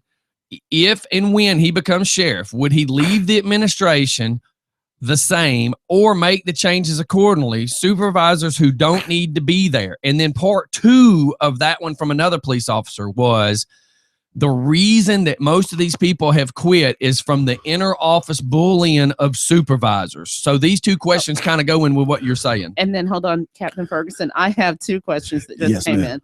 Okay, so someone wants to know what are part 1, part 2 crimes, and also how will you address the deficit? I guess the experience deficit that's currently present. I mean, you can hire officers, but you can't hire experience. So, and you know, a lot of the challenges that come in when you put inexperienced deputies on patrol is they are not very. They're kind of what you called me in the academy. You were like, you don't have to put everybody on the Right. ground in a knee to the back. Right. So how would you address all of that? So I know we're throwing a lot at you at one time, Right. No problem. but you're good. When you talk about part 1 crimes, you're talking about issues of murder, rape, manslaughter, aggravated assault. Part 2 crimes, the burglary, the theft, larceny, those kind of things. In terms of officers, I know how to recruit. I know how to recruit quality officers. Quality officers will come to an agency in which they feel that there's a significant future for them, that they can be promoted. They can go up the chain of command. Donald Ferguson and Sheriff will train them. They can go to command college. I will make sure they go to the Southern Police Institute. I'll make sure they go to the FBI Academy. I'll make sure they'll get the particular training that they need to make sure that they understand what is expected of them in terms of this community is concerned. They will understand language barriers. I will make sure them officers are knowledgeable in speaking a different language other than English, Spanish, even any languages in terms of in the Asian community. Because when you look at the demographics in Rockdale County, you have an Asian community, Jamaican community, you have a Russian community, you have different community of that embraces people from different walks and ethnic backgrounds. So you have to be able to communicate with these folk. And if you're not, then you have language barriers. But when it comes to these officers, I welcome them. I will train them. They will want to work with Donald Ferguson. Many of them, I will make sure they'll get that bachelor's degree, their master's degree, because somebody has to replace me. And I'll make sure that my officers are trained so they can deal with the 21st century issues in Rockdale County. You know, President Obama put out the 21st century policing initiatives. Well, that basically talks about community-oriented policing. But if you're already doing those things previously, then all that does is reinforce what you already been doing if you've been practicing community-oriented policing. Yeah, if all this smaller branches were doing their stuff correctly, the higher people wouldn't be struggling as much. Exactly. Because it would already be inner office taken care of before it ever, you know, the whole thing that is if you tighten the belt, so to speak, where the civilians feel safer because the crime rate's gone down, then the criminals also go, well, man, we're not going to go to Rockdale because, man, they ain't playing anymore. And then the mentality of them trying to start saying we're just Little Lithonia or we're Little DeKalb County, that starts leaving because people start realizing, well, you don't go far around in Rockdale because they're going to get you, which is why the other places seem so good. Right. But I'll make sure that we have an interdiction unit. And many of the officers are probably listening, understand what the interdiction unit is. And that interdiction unit will be a specialized unit that will answer directly to me. And that particular unit will go undercover to make sure that we'll deal with the issues in Rockdale County. I will cleanse Rockdale County immediately. But these particular officers, Nobody will know who they are. They will not go into the judicial system. The judges will know who they are, Right. but there will be a particular unit that will help me cleanse Rockdale County. The time is now. These particular officers, they believe that, you know, I would utilize their expertise and their experience. And sometimes what they're saying is that, you know, you have to be innovative when you talk about community-oriented policing. And they have a skill set that want to be utilized, but nobody wants to listen to them. Donald Ferguson will listen to you guys as officers because I cannot do this by myself. Right. But when you have a leader that knows how to lead, his followers will follow. Right. How about this? And this is just because this is something that happened here on this property when we were dealing with all the school bus, not the school bus, but we had dump trucks loaded down, packed with Georgia red clay. Think of the weight of the dump truck, not counting the dirt in the dump truck. Right. Out of all the videos I've been making, all the phone calls I had been making, I was told you need a report from the 911 to show that you've called the police. So I have an officer come out here. I have all this on video. I'd actually turned this in to the sheriff's department. But what happened was the officer didn't like the discussion we were having. She didn't know my phone was on video. So I got her on video where she gets in her car. She cracks her window. I say, please get out of the car and discuss this with me. And one of my cop buddies was here, and she actually picked a fight arguing with my cop buddy. I said, ignore him and discuss this with me. I never touched her vehicle. She asked me to step in front of her vehicle. I stepped in front of her vehicle. She gets out, says whatever she says, and drives off. I got it all on video. She, on her walkie, called it in saying that a short, fat, bald guy had been banging on her car window, demanding for her to get out of the car. But that's not what happened. I had it all on video. She ended up getting 4 police cars here with all of them under the impression that I was trying to assault her. That's, to me, you're falsifying information at this point. So her supervisor is actually on my Facebook. He saw the video go across Facebook. He shows up, deals with me, makes them sit down there. My problem is I then send the video to the sheriff's department. Nothing was done. I send it to Scott Freeman. Scott Freeman sends me something on Facebook. We have long discussions where he says, I can't do anything. You need to come fill out paperwork and file charges against her for falsifying information. I'm a citizen. I don't feel that I need to come file anything. You have video footage. Your supervisor saw the video. He knew what was called in to him from her where she point blank lied. You now have video that proves she point blank lied, but then it's almost like a rape victim that was made to feel bad that she got raped. Right. I have on video where your person overreacted, lied across a radio for everybody to hear. And my problem is this: if you did that over something minute, something over a speeding dump truck, if you acted that way over that, what would happen if she showed up to a domestic violence and a gun was involved? Would she have just shot somebody because she doesn't know her job? Freeman, through messaging, just kept saying, you need to come down, you need to file paperwork. Well, my problem is I'm dyslexic. You want me to come file paperwork. You want me to come down and go through all this trouble when you could have somebody sit down and fill out the report. You as an inner office have the video that shows where your person did something that in my eyes I would call criminal, because you are a person in power that just lied. My problem is there's a lot of stuff, and through some of these messages I've received, there's a lot of good old boy system. There's a lot of inter-offer favoritism that's happening. There's a lot of people that's bullying people that's in the higher position, and maybe this is why Freeman left. Nobody really knows. That's a guess. That's an opinion. But the problem is you're now fixing to have to come in and clean up whatever's already happened. And I don't know if that's a question or a statement. Well, the most important thing that I believe in is integrity. And it starts with me. And I've heard a lot of particular complaints within Rockdale County Sheriff's Department. Matter of fact, one particular individual that's still there was actually reassigned. And I'm not going to say anything, but he was one of their top investigators in the CID division. And because he went strictly by the book, and matter of fact, he was never one that was afraid to communicate with me when I ran for sheriff in the past.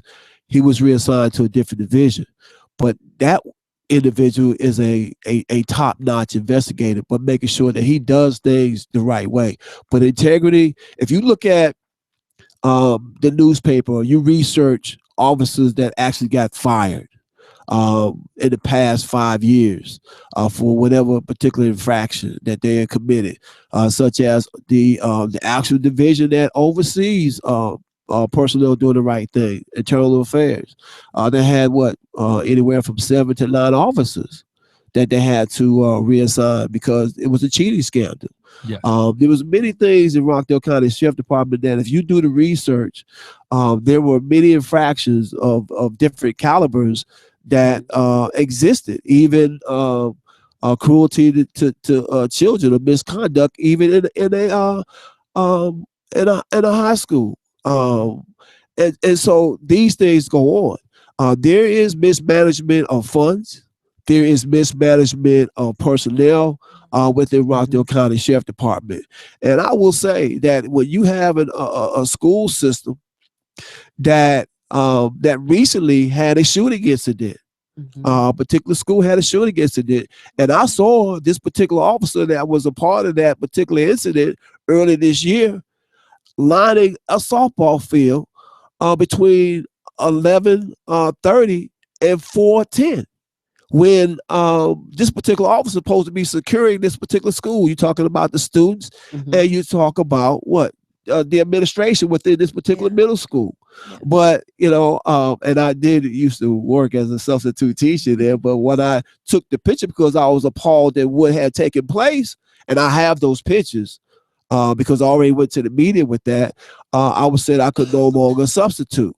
But there's a lot of particular infractions that are going on internally that are pushing officers trying to do the right thing out the door. And what you said, sir, that does exist. You do have a lot of bullying from the administration to subordinate personnel, and that should not happen at all. See, I had to stop, and I didn't mean to interrupt, but I had to stop. Let me find the right word so I don't sound like a total butt here. People started reporting things to us. We started reporting local news, but the more that we started finding out about stuff, the more we started backing away from stuff, because I started feeling like I may be threatened by certain individuals, because apparently the woman that ratted out the people for the cheating scandal has also been shown favoritism and given new cars, and she doesn't even do certain positions that she should be entitled to have the vehicle she has. So why did she get the vehicle if she doesn't do that job? Exactly. But wait a minute, isn't that the same lady that busted out everybody? So if she busted out everybody, and apparently she has some dirt on somebody, that it's all rumor, of course, because none of the police officers that come to tell us these things want to go on record because they don't want to lose their jobs. Exactly. But it's sad when the police officers can't even police the police officers. And so Captain, go with that real quick. Hold on just a moment, Captain. Okay. Before you respond to that one, I want to get this text in because we have to go to break. Okay. But this was actually from a Rockdale officer, and said the county had an interdiction unit. They all got busted for steroid use. I know that. You're right. And again, everything goes back to integrity. And, and let's say this. As sheriff of Rockdale County, one thing I will know is my people. I will know the personnel that is assigned to me. You cannot say as a leader that you do not know what exists inside your department, because you have that liability. You knew what you shouldn't have known. It's called deliberate indifference.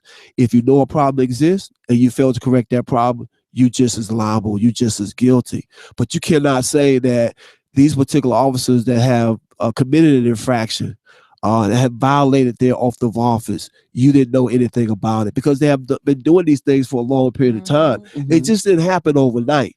And then also you have worked with these particular individuals. So when you assign folk to divisions like planning and research, Office of Professional Standards, your CID, your Criminal Investigations Division. These have to be your top-notch officers, and they have to be trained on those particular issues. Because if you do not have those best qualified officers in those positions, guess what happens?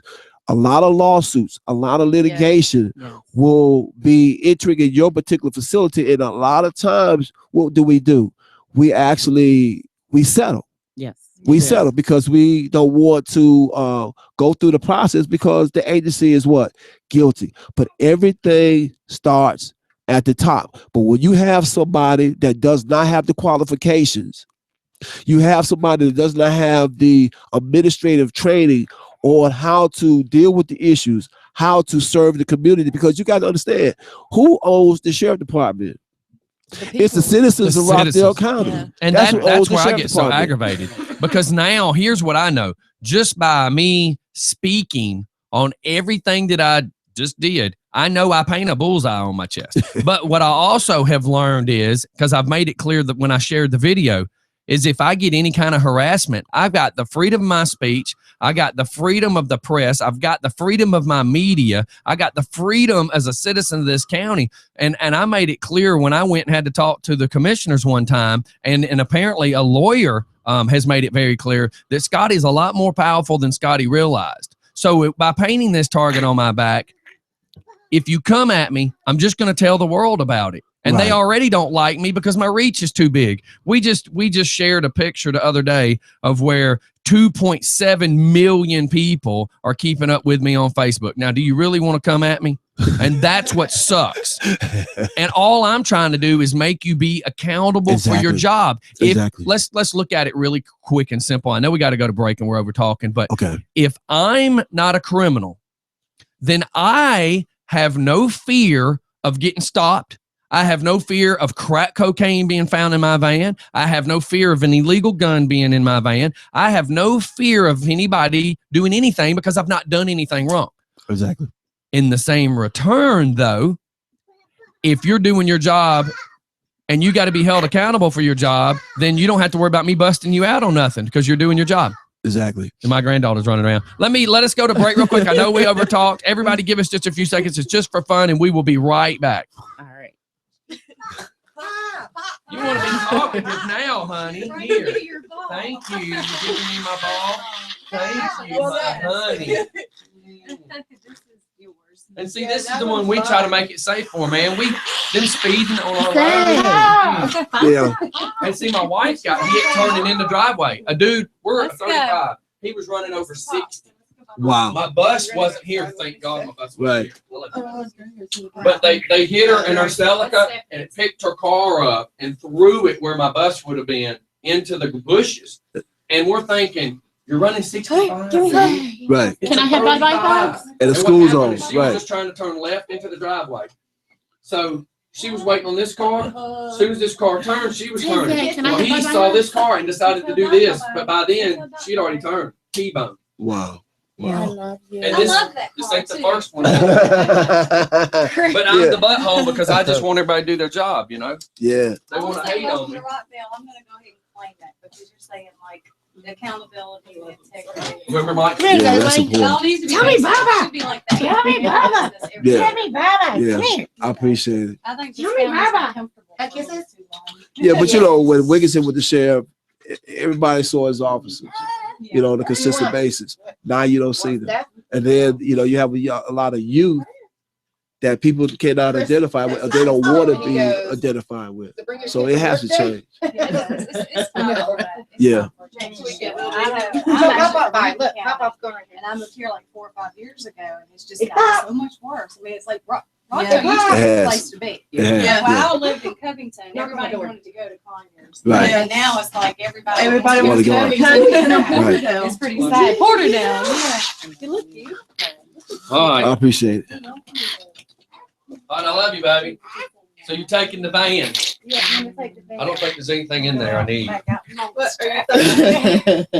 I got everything I need. Tell everybody bye-bye.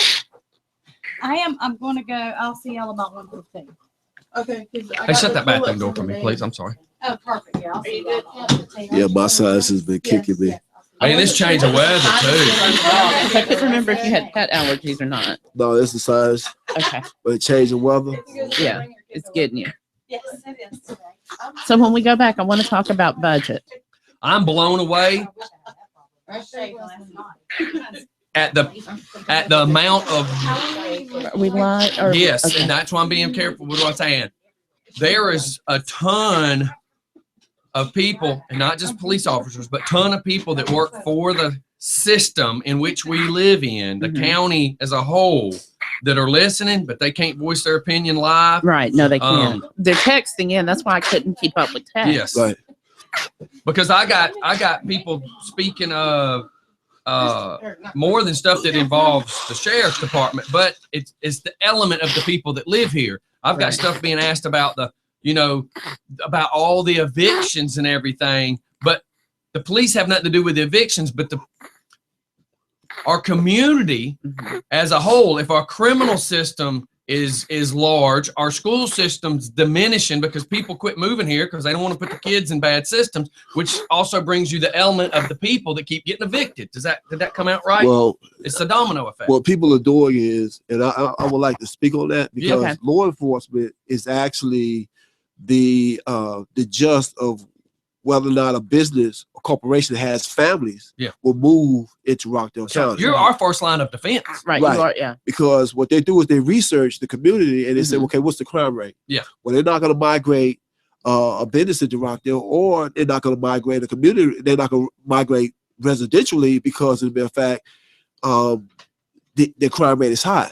So the law enforcement agency is the actual driving force of entrepreneurship and migration into the county. And what's been happening is that people are leaving. They're actually walking away from their homes to get a better quality of life because everything has turned upside down, especially with the economy. I'm sorry. Oh yeah, these are all my interview questions. Are we dancing? Denise? So, Captain, when we go back, I want to touch on the answer that you just gave Scotty because everybody on YouTube heard you because we're still live on YouTube. Yeah. Okay. But the on-air people didn't hear you. Okay. No, baby, we're not frozen. Oh, yes, we are frozen. What? No, I'm not frozen. I'm What are you rocking. talking about? Well, it's frozen on my computer. And that's your computer. Only you're frozen. So. Why are you watching it on your computer? I can. Are you sure you want to leave this? Are you sure you want to leave me? Are you sure you want to leave me with this, Doc? You're like, don't leave me. Let with me the explain kids. something about a circus. There's a guy that runs the circus, and then there's the lion tamer, Doc. Okay. You can't have a circus and you Without can't a have the lion lions without a lion tamer. So are you sure you want to leave this? Lion, I'm a redneck. You know, that's almost as She's bad. a lion redneck, is what she just referred to herself as. This is almost as bad as the day when you were like, don't leave me with the kids. I'm a redneck Oompa Loompa. Get it right. Okay, so. Okay, baby. But that's just your computer that's Well, frozen. now it's working. Okay, so I don't I'm know what happy that your happened. computer's working. My goodness. I don't know It's- what happened. You aren't here with us, are All right, you? going back left. Yeah, I'm here. All right. All right, man. The text messages just don't stop. They keep I've- it coming. I just keep telling people, call me after the show. Call me after the show. The problem was I brought up the fact that I started investigating things and then I decided to quit because I felt that I was putting a bullseye? well, not just a bullseye, but I felt that I was putting me and my wife and kid in harm. Mm-hmm. So I have backed away. So for the person that's texting me right now, the words, there's a lot more than you ever know. That's why I said, call me after the show. Yes. All right. So Captain Ferguson, you were speaking. I told you that I wanted to talk about budget.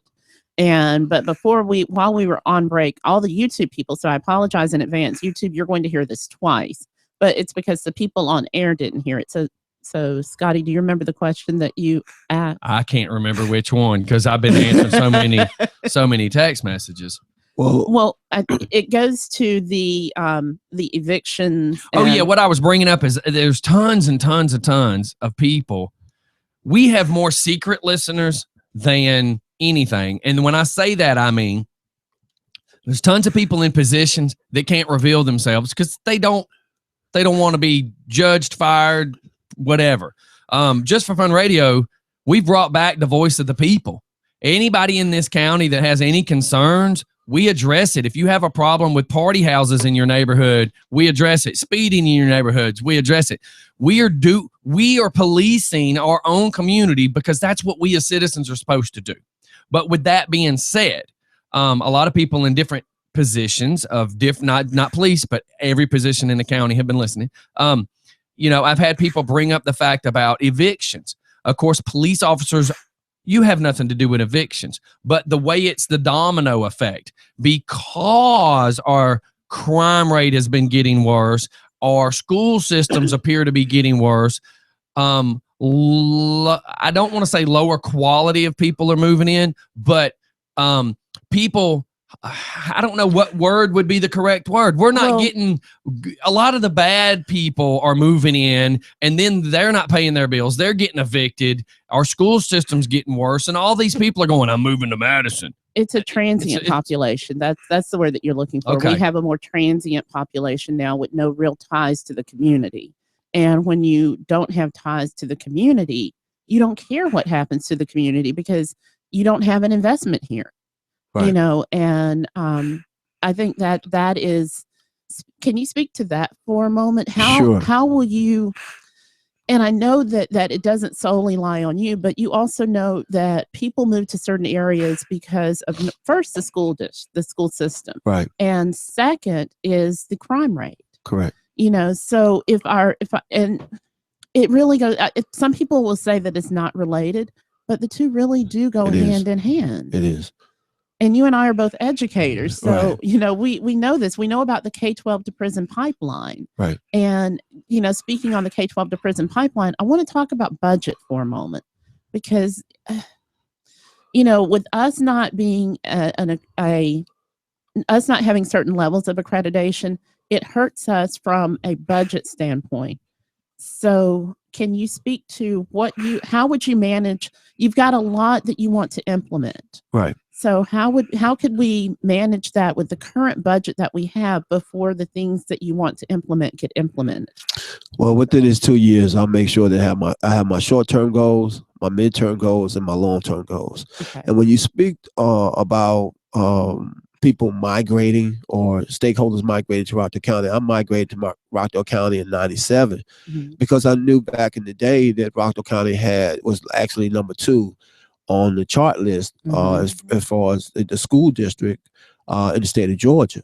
Yes. And so my kids went to elementary school, went to flash shows, they went to the memorial, they graduated from Salem High School. And all my kids are college graduates from the state schools here in Georgia. But most importantly, when you look at those particular things, I will take ownership of this particular county. When Sheriff Wigginton was the sheriff of Rockdale County, you saw a lot of visibility, and I saw making a significant difference by being preventive. I saw innovative and strategic mindset that I can make this community better by having increased patrols, believing in the systems that I teach in community policing, and making things happen, making sure the officers out there, they have a relationship with the community. Those things are very vital. Have we lost that particular partnership? Have we lost that particular segment of a safe, secure community in terms of having the law enforcement, having a partnership and being a mentor to our kids in the schools? Sure, we have. When you talk about that budget, if you are a national accredited agency, you can get a significant amount of grants through the Department of Justice. But they want to make sure that they're giving a particular agency the money based on I would say the type of quality, or you'll say the agency itself. They want to make sure that when they give these particular funds to an agency, that they're giving it to an agency that does the right thing for the right reason, and that's a leader. When you look at your budget, you're not asking for vehicles when you don't have the officers to put them in the vehicles, or you're using vehicles for toys. And also you actually, you're double dipping. You know, when you have cars that are coming out of the Splash Fund, you're asking for 25 cars from the Splash, but you're also asking for, 25 or plus cars from the Board of Commissioners. But there's a whole lot of equipment you can get from the Department of Defense. There's a whole lot of equipment you can get from grant money in terms of community-oriented policing grant. But you have to manage your agency well. And then also when you have your budget, you got to make sure that you ask for equipment that can help benefit your department, but also not just your department, but also the community. Because you want to make sure that those tax dollars that you're asking for, that money that you ask for, is not your money. It's the citizens of Rockdale County money, and you are the servant of those particular individuals that live and work in Rockdale County. But in order to make Rockdale County the safe, secure, and better quality of life, it starts with Donald Ferguson on January 1st, 2017 as your sheriff to make these things happen immediately. And I would say as of yesterday, people are migrating out of Rockdale County. They've called Rockdale County DeKalb County East. They're calling Oconee County Rockdale East because people are afraid. You should be able to take your loved ones to the park, take your kids to the park. You should be able to walk in the park and feel comfortable, making sure that you're not going to be attacked, you're not going to be approached. You can walk in your community, you can jog and not be harassed, or even your next door neighbor yourself be robbed, be a victim of robbery. A lot of people cannot say that. How many car break-ins have there been in Rockdale County? How many robberies have there been in Rockdale County? How much drugs have actually seeped in Rockdale County? Why? Because you don't have preventive measures in place. When you can seize tons of dope in Rockdale County, the bad guy already cased winning. out. He already cased out your community. Yeah. People do not come into the community if they feel that there's somebody watching them. So that kind of goes back to, again, for people that don't want to listen, why don't you screw around in Peachtree City? Because you know better. Right. Why don't you screw around in Porterdale? Because you know better. Right. So what did he just tell you? If they're here and they've been here and they know they can get away with it, do I need to paint you a picture? And for anybody listening, the target that I painted on my back by having him here today has already started. Yeah, I got a text We just got text messages. Yeah. My target on my back is already there. I just want everybody to know I got a good attorney, and y'all gonna make me famous if I have to take y'all to court. Well, tell them there, you have the walking sheriff here. That's right. I'll be the sheriff that everybody will know. You have people that live in this community right now that says they don't even know who the sheriff is. They have not seen the sheriff. You will see me. I will be at every particular event. I will be at the park with the kids because I used to be a youth coach since 1989 for over 20 years. And so I'll take on that ownership of being out there with our children. I know how to have a relationship with our kids and making sure things happen, being a mentor, having programs for our youth, and even intervention programs in terms of making sure these kids don't get on the things called drugs. So those things will be put in place, but I will be that sheriff that will be hands-on in the community. I'll be walking the community. You cannot and will not be able to say that you have not seen Sheriff Ferguson. You will see me. 130 square miles of property in Rockdale County, and people will tell me, well, who's the sheriff? We talking about long-term residents of Rockdale County. Well, we haven't seen the sheriff. It's 2015 and you haven't seen the sheriff. Wow. You will see Donald Ferguson, but I will make sure things happen as of yesterday. Well, and I don't try to play favoritism. Here's how I want to make sure I word this, because apparently a few of them are listening. So I want to make sure I word this. I have no personal grievance against Eric Levitz. I, as a citizen, expect my sheriff, I expect my commissioners, I expect the guy that sits in the main chair, the main seat of the commissioners, I expect you to do your job. I expect your officers to do their jobs. I definitely didn't expect an officer to come here and verbally assault me, then make up lies, then try to get other cops to give me a beat down. You know, I have no personal ties to this man sitting at this table. This is a candidacy. This is a guy that's running for office, just like the guy that previously or already has the seats going to be running for office. I have a responsibility to me, my family, my granddaughter that I now have to fear going to a high school because the crime sucks around here. Yeah. I have a responsibility for me. I speak for the people. And that's the one reason when I got asked to run for county commissioner, I said no. You know why? Just as one lawyer sitting at a table said, I have more power behind this friggin' microphone than I'll ever have as a commissioner because I can speak for the people. Once I become one of them, I can't speak for me, the people anymore, or we, the people anymore. I have to speak for only the city or the county in which I work for. So I just want to make sure everybody that's listening that wants to think I put a target on my back, I have no personal stake in this other than I live in a county where I'm paying taxes. I don't feel I should be harassed. I don't feel I should be bothered. I just feel that me speaking for the people, you should be doing your job. And don't be pissed because you're not doing your job. And Captain Ferguson, before you Thank answer. The fact, no, I'm pissed off because the fact that I just found out that 4 Rockdale County cops were cruising by my house and one let my wife back out of the driveway just to make sure they saw that my wife saw that person. That is complete BS harassment. There you go. That is. And just because you're here, you don't come to my friggin' street when I call you about speeders, but 4 of you is going to be on my road because I'm interviewing somebody. Now that right there is not justice. Well, ever since I started running in 2008, I've had every 2 hours Rockdale County units to come down Channing Cove consistently. Even up until 2012, every 2 hours, all times of the night, trying to figure out what Donald Ferguson is doing. Yeah. But Donald Ferguson sees no particular units because Donald Ferguson have cameras on his house. Right. But the most important thing is that these people have to understand is that I am no nonsense. I believe in policy and procedure. And if I had any particular officers that does not think like me, or can I answer questions if they're asked, what would Sheriff Ferguson do? You should know.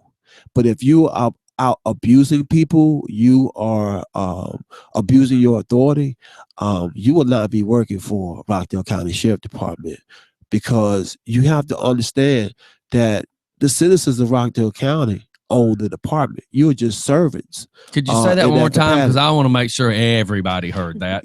The ownership of Rockdale County belongs to the citizens within this community. Thank you. And you are servants of that particular jurisdiction. And I do remember it says protect and serve. If you don't like your job, then go get a telemarketing job somewhere. Right.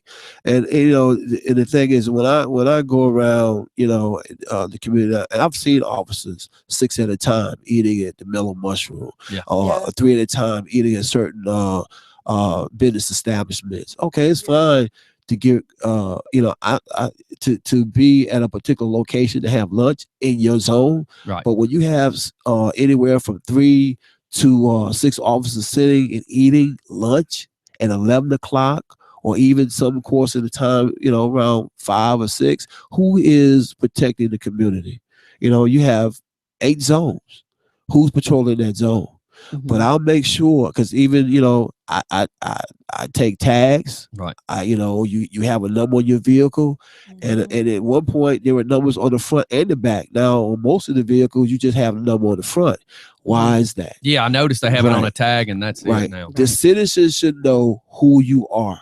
Right. They should know who you are. They should know you personally. You should be able to effectively communicate with these citizens because they have a wealth of information.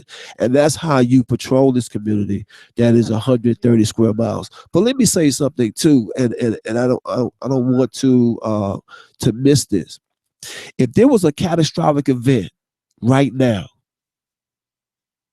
because you've had tornadoes that actually come into Rockdale County, which if you talk about a tornado, last night, today, Coweta. Exactly. Tornadoes have hit Rockdale County since 1973, in which one came across McDonough, crossed over 138, and killed about 3 people back in that day. But Rockdale County been averaging a tornado every 3 years. Okay, so if you have to evacuate Rockdale County, what is your primary and secondary plan for Rockdale?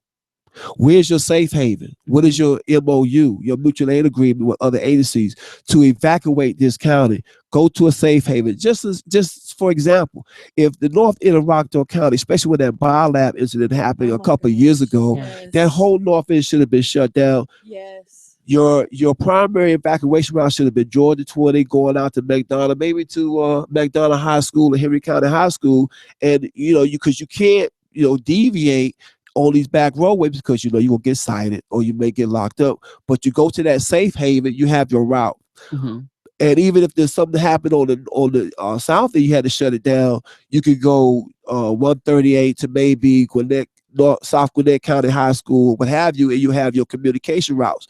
But even when the power goes out, because you can't go to the internet, you may not be able to use your cell phone. But if you have a plan, which I believe in, like I deal in critical incident management, in which GEMA and FEMA actually put those programs on, as an incident commander, have a tabletop exercise which the whole community, residents, the school system will do every 6 months. A practical application when you evacuate the county or go through a particular scenario, because what particular equipment that you're going to be able to get your senior citizens out, and also your hearing impaired, right? Your hospital individuals, those who are sight and hearing impaired, ADA, your mental illness, your autistic individuals. I'll make sure there's a Uricane program for our seniors, having identifiers on their house, because I'll need to know where our senior citizens are, where those particular locations in terms of your hospitals, your senior citizens, your hospice locations, to have units to get these people out of Rockdale County, because you have to understand there is no true plan. Right. That's what I tell people. What's your backup plan? What are you going to do if the crap hits the fan? I will make sure that those in the particular residents in Rockdale County currently, those who are migrating in Rockdale County or food establishments, will have a primary and secondary evacuation plan out of this county. Because what if? And I don't want to say what if you were sitting at my favorite restaurant, Popeye's Chicken, and then you don't even have a siren, a voice activated siren that says you have 30 minutes to evacuate. Right. Where do you go? Right. Well, how about this? So last night, it's funny that you're having this conversation, because last night, my wife had just come in because everybody was talking about the storm was coming. She's bringing our 1-year-old in the house. I'm like, I'm going to open the garage. I'm going to have the umbrella. I said, I just saw a picture of Coweta County where there was a sofa on top of somebody's house. So my wife walks in the door and says, does Rockdale even have a tornado warning horn? I said, I don't even know. I said, I would be offering to put the damn thing in my backyard, because I would rather know I have it and I know where it is than not know anything, because never one time has anybody ever said, there's a shelter, there's a this, don't go here. I'm trying to be nice, because I don't like the fact that we are in a county where there's so many naysayers that just repeat and repeat every day the same thing, but we're not advancing. Exactly. It is 2015, man. Why are we living like it's 1970? We could make this town beautiful. We're right next to Expressway. We're one of the first cities outside, of course, DeKalb County, but we're one of the first great cities outside of the ATL. And why are we not utilizing it? Because you do not have an innovative leader. You need someone that's proactive, preventive, and innovative in terms of 21st century strategic plans, because you have to have a plan, and that plan has to have an action plan behind it, because you have to have people that work that plan. And you can't wait for something to happen in order for you to make a move. Or you want to get a Bobcat, but what are your transport vehicles to get these people out in Rockdale County? How are you going to get these city citizens out, or those who are, like I said, ADA folk, how you going to get these individuals out of Rockdale?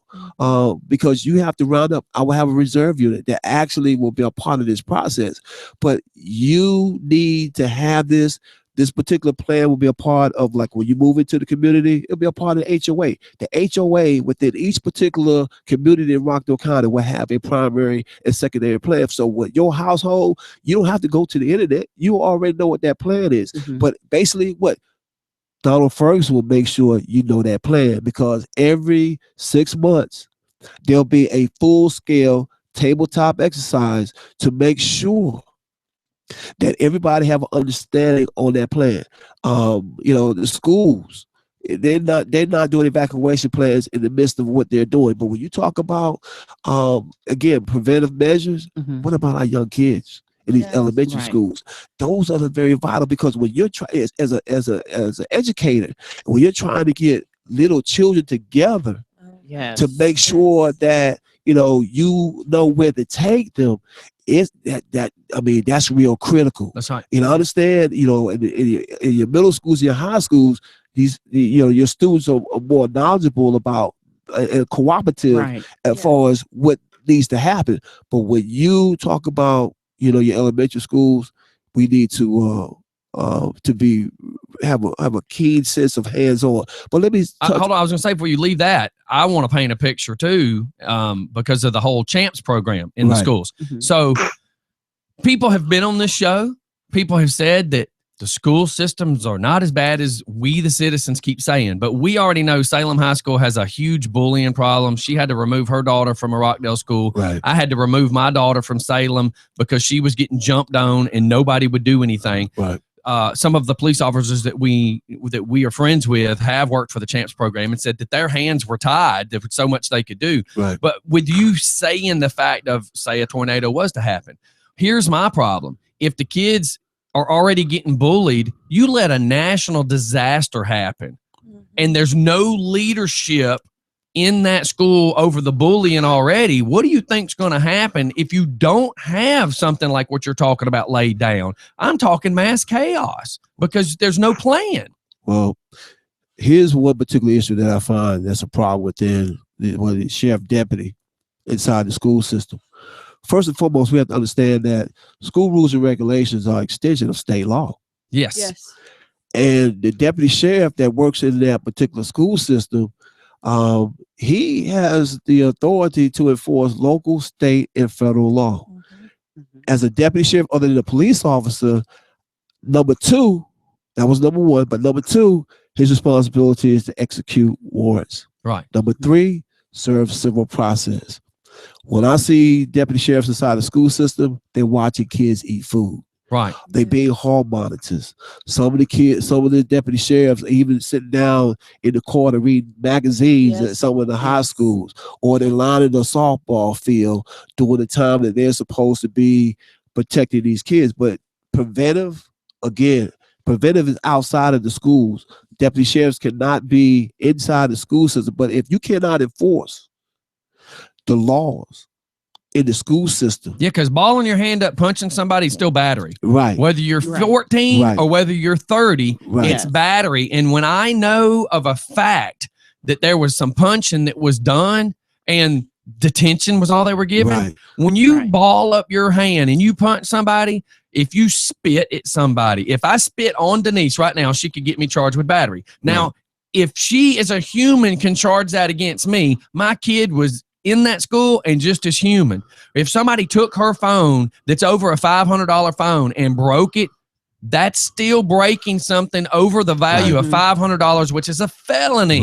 Why are we letting these kids, and anybody wants to argue with me, you argue with me. I've already lived it. I've already watched my kid get bullied. You can downplay it all you want because it wasn't your kid, but when my kid was sitting in class after being bullied and groped on by guys, a female started a fight with her, threw a tea on her, and the teacher made my daughter sit there with soaking wet clothes on for an hour. And my daughter just walked out of the school. She comes walking in this house crying right in the middle of my show. She came down those steps in the middle of my show, and we talked about it. And I said, you're not going back. It's period. Well, here's a particular issue. Many of the schools, administrators are actually tying the hands of teachers. There's a lot of things that's going on within the school system, and the schools do not want the reputation, or do not want the actual the stat that says that they are a bad school based on the incidents or the infractions that have to be reported. And so even a kid that's unruly is actually may go to the administrative office, but actually placed back into the school system. Yeah, because the paper trail. Right, it's true. And so the teachers can't teach. So what they're doing is they're being a parent. They're dealing with the issues in terms of the child, and then also they're trying to teach the kid. They can't do all three things at the same time. Well, parents got to start being parents again too, and that's the problem. And then the administration are not supporting the teachers. There are actually teachers that are actually coming out, and they're telling exactly what's going on within the school system. Now you have some, in every profession, there's some good and there's some bad, but you have a lot of good teachers that are actually suffering in these school systems, because the kids already know that you cannot put your hand on them. There's no old school discipline. Right. And they know that they can get away with a lot of things. But they see no punishment. Exactly. They fear no end. Nothing's going to happen. Right. And I just got this from a listener. If they enforce the laws in school, then the parents would have to get involved. It would force the parents to be involved. It would eventually, though, it would send the message that we're not going to tolerate this. Right. Exactly. And I will be a part of that. And one thing that, when I talked to a particular officer, I said, well, just the subject on just sagging, I consider that indecent exposure. I do not want to see anybody with their pants. I wish there was an ordinance written. If I see your underwear, I will be pushing that one. If you make an ordinance with the city of Conyers and Rockdale that if we see your underwear, it's considered indecent exposure. Yeah. Do you know the revenue of Old Town would pick up? Because people that don't want to see it don't go there. Well, yeah. Well, and what I find funny, I don't mean to interrupt, but I want to make this very clear. What I find very funny here is through all the text messaging that I'm getting everybody going, I love what you're saying, Scotty. I love this. I love these ideas. This is what our county has needed. Whether you agree or disagree with this man that's trying to run for sheriff, here's what you are going to agree on. There needs to be a change. Right. So regardless of whether you believe this is the man for it, you cannot deny that there needs to be a change. You cannot deny that where we are sucks, and you can't deny it. So whether you want to believe this is the man for the job or not, whether you want to believe the man in office is the man, regardless, we know as a society where we stand right now, something's got to give. Something's got to change. People are moving out of our community. Yes. I've looked at Doc over 10 times and said, give it 10 years, the evolution, everything changes in 10 years. Don't run to Madison. Everybody's running to get out of this town, and then the people that can move to this town are moving in. So all these property values are dropping. Yes. I've got people evicted across the street because they keep moving in crappy people, because you know why? All the good people's moved out. Right. This has nothing to do with color, y'all. I grew up in DeKalb County. The next person that calls me a bigot, you're an idiot. You have no idea my first roommate was a black DJ. Now, do you? Come on, idiots. Well, let me say this. My platform has not changed from 2008. No, it hasn't. I have a passion for what I do. I'm God driven. I was brought to Rockdale County for a reason, to be a significant difference to the lives of these individuals who are stakeholders in Rockdale. But my plan is that I don't want to be looked at as a good guy. Right. I don't want to be looked at as a nice guy. I want to be respected as an individual that takes ownership, makes a decision, stands by it. He's a no-nonsense sheriff. You do not want to come in Rockdale County where Donald Ferguson is sheriff. When you see the individuals in Rockdale County, they'll be the best trained, educated law enforcement personnel. And when you see them, you will see me. But they'll be respected. They'll have effective communication. They will not talk to you any kind of way. They will do the things that they need to get done. I will give them everything that they would need to get the bad guy out of here in Rockdale, but want to make sure that our citizens can sit outside and have a cold beer with an umbrella on many of the particular food establishments, especially on that Salem corner. I will clean this county out. There you go. Rockdale County is the second smallest county in the state of Georgia. It is the smallest in terms of population to Clark Athens because of, Clark Athens has the University of Georgia. Why are we having the same significant issues as a full county? That's what I've always said. We're nowhere as big. Yeah. Right. And you don't have hands on the community. People, again, they will know Donald Ferguson because I will start the legacy right now. People know who I am. Yeah. They have seen me. I've coached kids in this community. My kids have graduated from this community. People know who Donald Ferguson is. I'm no nonsense. Rockdale County will be a no nonsense community, but it will be what? Stakeholdership friendly. Right. Yeah. Now I want to read a couple of things real fast, and we're going to go in somewhat of an order. I got one person that says it drives me nuts. He keeps referring to himself in the third party. I text back because I know how it works. Product placement. I want to make sure you know that name, so I understand what that's about. I've got one person that's actually a business owner that just typed yes. This is what Rockdale needs. And then I got another text from somebody that says this is effing awesome. That right there should just kind of speak for itself. I got another guy right here that says this guy sounds good. I hope he does all of this. I would move back to Rockdale. He says, I don't even want to come to Rockdale to visit my mother anymore. Wow. Another one, I've got the officers need to fear. Okay, the officers don't need to fear enforcing the law. They need to know that they are backed by their sheriff. Let me go to another one. If he does all the things he says he's going to do, Rockdale's going to be a better place. Before I read this, Alex, I want to make sure I've got it correctly. Okay, and this is just me trying to, and remember I'm dyslexic, so I'm going to try to do this the best I can. As the highest law enforcement official in the county, he's responsible for the enforcement of gun laws. So as a actual question, what is his position on citizens' ownership of guns, including and or excluding assault weapons? That's a deep question. It is. You have the Second Amendment of the Constitution, and we do have to address that issue. Do I agree with citizens having assault weapons? No, I don't. Do I agree with citizens having weapons to protect them in a rightful manner? I do. But assault weapons, I don't. So you're okay if you are a legal gun owning individual, right? You were all for that. Do you feel that as a legal gun owner you shouldn't own assaults? Is that the statement?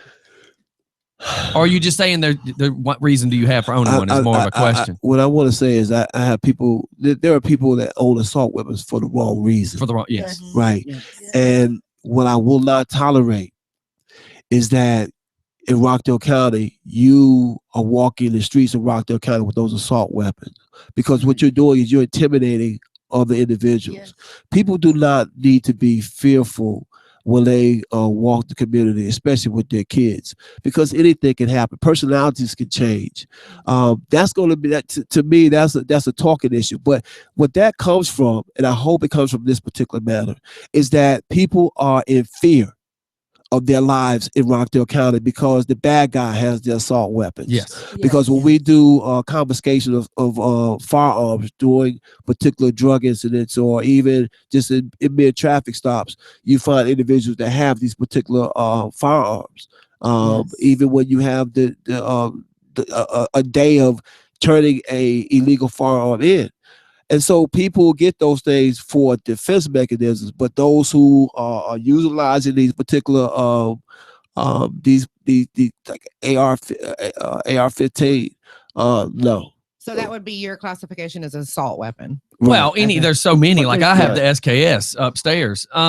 Here's my thing, and I'm going to say this along with some of the questions that are coming in. To me, there becomes a common sense factor. Mm-hmm. There was a gentleman, I can't tell you how many years ago because I don't really recall, But there was a gentleman that was walking down Georgia 20 in front of the Ingalls on the road with 2 AR-15s. And you can say I'm being judgmental, but this is where I say use your common sense, America. The dude looked like he had 50 cents in his pocket. He was dressed like a homeless man, but yet he has 2 $2,000 guns, one over each shoulder, and he's just walking down the street. So everyday citizens call and say, listen, I don't know if this dude's legal or not, but it looks awfully suspicious. Like, would you just go check? So now you got some people that just want to be butts about the freedom of the toting the gun. Then you have the other people. But let me tell you, honestly, if I see a guy who's got on clothes that hadn't been washed in a month, a guy that can't even afford to drive a car, he looks homeless and he's walking down the road with 2 $2,000 guns, I'm smart enough to go, something's not right. Well, the first thought I've He got looks is, crazy. my first thought So is yes, I'm there's going to been a call the cops. burglary. Yeah.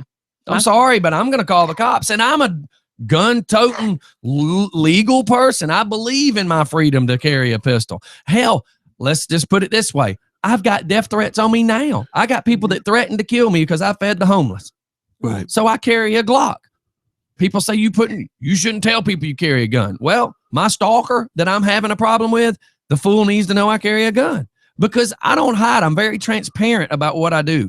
I'm all for you being a legal owner of a gun, but 90% of the legal gun owners are not walking down the road with a freaking assault rifle. And I want to say this. Unless he's just trying to stir up trouble.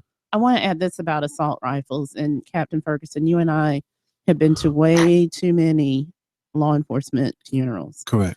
And, you know, the thing with assault rifles, 90% of the time, the people who own them are the legal gun owners. But when burglaries happen, the people who are stealing them and the hands that they end up in are the criminals. Exactly. And the criminals are the ones going out getting these hollow point, bullet piercing, body armor. Exactly. And even though I know that that it's somewhere, some places have made it illegal to get it, the fact is you can still get it. So when those guns fall into the wrong hands, that's where I have an issue with. Right. I don't have an issue with the assault rifles, but I just have an issue with, and especially when we have that element here already. It's almost like a powder kegs. And that's just, I'm law enforcement. I come from law enforcement. I got this question though. Here's another question. Does the captain support gun-free zones in Rockdale County? And that's actually from Little Richard. So good thinking there, Little Richard. No, I don't. I do not. And let me say this. I will have to address the Second Amendment of the Constitution in terms of firearms. Right. I was going to ask you about that too. I will have to address the issue that you cannot ask an individual for his permit. Right. Based on the law. And I'm reading the law because also the law has loopholes. Mm-hmm. But the bottom line is you're not going to make any one of my citizens in Rockdale County fearful of an individual walking the streets of Rockdale County. I'm not afraid of a lawsuit. I'm not afraid of standing tall. You will not walk any roadway intimidating any particular individual because it's a matter of my interpretation. Mm-hmm. How I perceive how you are making this person fearful or you intimidating this person because you're doing that for a particular reason. That's right. You will not be walking any particular 130 square miles of Rockdale County, intimidating anybody with a firearm. If you purchase that firearm for protection, that's what you're going to use. Yeah, 90% of the people that legally have a gun are not trying to be a jerk. Right. I mean, let's look at it this way. And I think everybody, you quote me all you want. I think some of the white trash that I've seen in Walmart carrying pistols, they got their shirt tucked in, they got their belt on, they got a $2 holster, they got a $99 pistol, and he's trying to just exercise his freedoms. you look like a white trash idiot. Most real gun owners have a gun that cost almost $1,000. We're not going to disrespect what we spent our money on. We bought that pistol because we feel in the time of need that trigger has to work. Right. We're not going to buy a llama pistol. Right. We're going to get a Glock. We want to know that if it's the police issued gun, we know it works. Right. People have got to be smarter than that. And people sometimes say, Scotty, you're a bully. No, I'm in the real world. I'm in the real world. I mean, and for instance, I want to cover the gun zone thing one time, and then I'll shut up. Our movie theater now has a little black and white Xerox thing right next to the window where you slide the money that says, we please ask you not to bring in firearms. Well, I never went back after that day. I did carry my gun in there. To me, that's a request that we ask you not to bring in a gun. Right, but I'm going to tell you, as an American citizen, you're not going to know I got a gun until I had to shoot somebody to defend me or my family. Right. So I laugh when I say you're not going to know I have one until I have to use it, and then you're going to be more interested on why I used it than why I had the gun. Right. It's such a fine line, and I don't want to be argumentative. I just want to be speaking for the people. It is a fine line. I ask all the listeners to do this, though. Use your common sense. Right. Well, use your common sense. Let me touch on that. If there was an incident in which my officers had to respond, and it was a shooting incident, it was a shooting infraction, right? And my officers respond, and you have a weapon on and showing,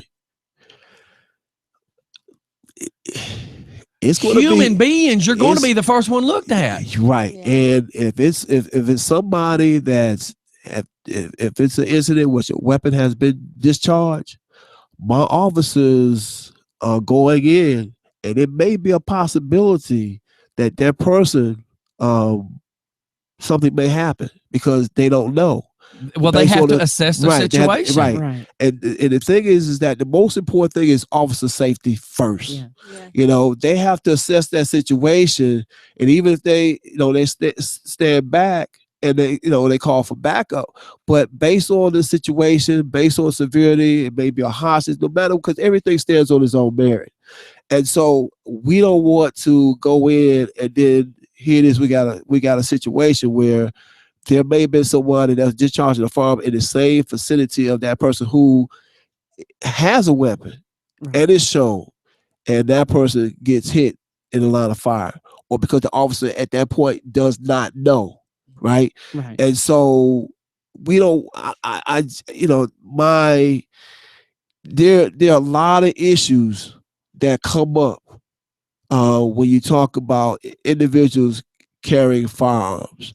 But like I said, there are different scenarios you can bring up, but every situation stands on its own merit. And a lot of officers, every situation is different in terms of what they respond to. But most importantly, the officer has to deal with his safety first, provided he's doing the right thing. Right, because an injured officer can't save the 10 people that's injured. Exactly. So, one other thing I'm telling you, there's more people listening today, everybody, than you believe, because I'm getting text messages from people that I had no idea even listened to the show. I just had another cop that just texted me and was just yelling the word "preach it" because he heard where I was going with this.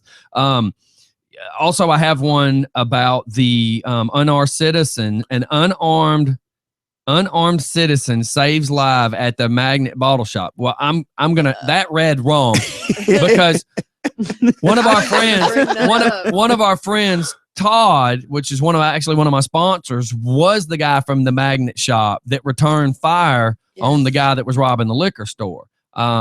And he carried it for self-defense. He doesn't carry it where it's always seen. He doesn't carry it to intimidate people. He's now lived with the battle of oh my God, I now have to live with the fact of if I would have actually hit the guy, would the guy next to me not have died? And a lot of people don't realize that when you discharge your firearm, there's consequences that come behind it. It's not legal consequences. He has to live with this for the rest of his life. Yes.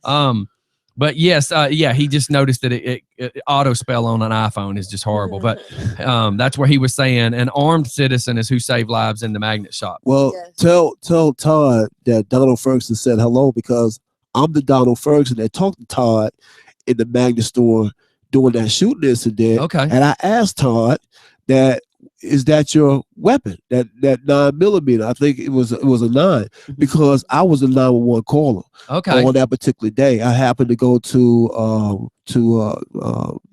the Quick Stop to get a newspaper, and one of the individual patrons of the Magnet liquor store said, Ferguson recognized me. Said, Ferguson, they're shooting in the liquor store, and Moon is down, who is the manager and owner of the liquor store. So I missed that particular infraction by 1 minute. Wow. 1 minute. And when I went in, I saw Moon's wife attending to him because he was shot in the back. And I talked to Todd, and I asked him, was that his weapon? There was 2 other gentlemen to his left, and there was the other particular individual that was shot, the customer that was near the cooler, and I saw that particular person. So I was on 911 when that particular infraction occurred. But in fact, if I had just happened to leave my house earlier, I would have been there at that time. But even with that incident, I was at the crime scene. I didn't leave. Right. Because I had to get my side of the issue, which there was some particular flaws. That whole process did not work right. And I was there until the beginning, to the time I arrived, until the body was picked up. But there's a whole lot of things that take place prior to that, that again, if you present preventive, certain issues may not have occurred. And even that South Precinct that's there on Georgia 20 and Honey Creek, it has a sign saying 9 to 5. But when you go by it, it's a decoy car there, number 6100. You may have officers there, but a lot of times that place is closed. What's the use for it? Right. I will make sure that like I said, there will be 8 sub precincts in the 8 precincts in Rockdale County, and all those particular substations will be operated 24 hours, 7 days a week. Right. Officers will be running in and out. They will actually that will be that command center for that particular zone. And so when you have particular infractions such as the Magnet or some of the residential areas that have had car break-ins, those officers will be responding out of those sub precincts. What will Ferguson do on the Salem Quarter? There'll be 2 sub precincts in the Salem Quarter. If you in a particular housing subdivision like Fieldstone, I will put a sub precinct inside Fieldstone. Hey. Again, I'm no nonsense. I'm about business, and it should have been done as of yesterday. Yeah, the presence needs to be made. Go ahead, because I got questions as well. So Captain, we're getting lit, man. Yeah, we're getting lit. I got to actually, after I do this one, I got to step out and make a phone call. I know. But well, we're also at 10:04 too. So. And yes, I know, Captain Ferguson. I'm well aware. It's turned around. You usually do that. Usually, you're the one telling me about time. Captain Ferguson, there are actually 3 colleges listening to you right now, and I'm getting. I just got this from my daughter, who's actually attending Perimeter. Right. And she says, I like this guy. I didn't know that you knew cool people, and I like the show today. and furthermore, we got representatives of GeorgiaCarry.org that are listening, hence is a lot of the questions on the firearms. Right. I got magazine capacity. Does he support a limit on magazine capacity? And of course, with just me wanting a standard question asked, I'm saying, what is the normal amount? So I've got my rifle is 30, my Glock is 15. Most guys that are running for office are trying to ask for 10 or less. So how do you feel on that? I agree. There should be a limit. Okay. There should be a limit on the purchase of firearms and the type of firearm. I think there needs to be a question there what you have that firearm for. It should be for protection and protection only. And the actual the qualifications for purchasing a firearm, even for the permit, needs to be looked at more in depth to make sure that you're putting particular firearms in the right hand. We know about these illegal purchases of firearms, and a firearm is easily to get, just like you have kids having firearms in the school systems. A lot of things are being kept quiet. When you talk about the incident of that was in one of the local middle schools earlier this year, that was the first time that a firearm was retrieved from one of the middle school systems. But the bottom line is you have elementary school kids that have gotten access to firearms. Right. We have to go in. We have to educate. We have to educate our parents on firearm safety, and also we have to do better in terms of. And I disagree with a lot of things that's going on with the Champs and Great program. Yeah. I don't. There's a lot of things that people say that they're doing, but they're not, because I haven't seen it. Right. And when you say you're doing some instruction, where are your instructional training programs? Where the list that verifies that you're teaching XYZ students? Right. I want to see the lesson plan, because these are certified programs. The CHAMPS program is certified through the Georgia Sheriff's Association. When you look at the GRADE program, every officer that actually teaches the GRADE program goes through a GRADE certification process where they can teach GRADE. But how many certificates of officers have that are GRADE certified? Right. I don't think there's many. And there again, like I said, when you deal with those particular issues on gun safety, there should be a limit. There should be definitely a limit. Right. And here's, and I know this I'm going to actually be able to answer as well, but one of the listeners said, where would the funds come from for the precincts?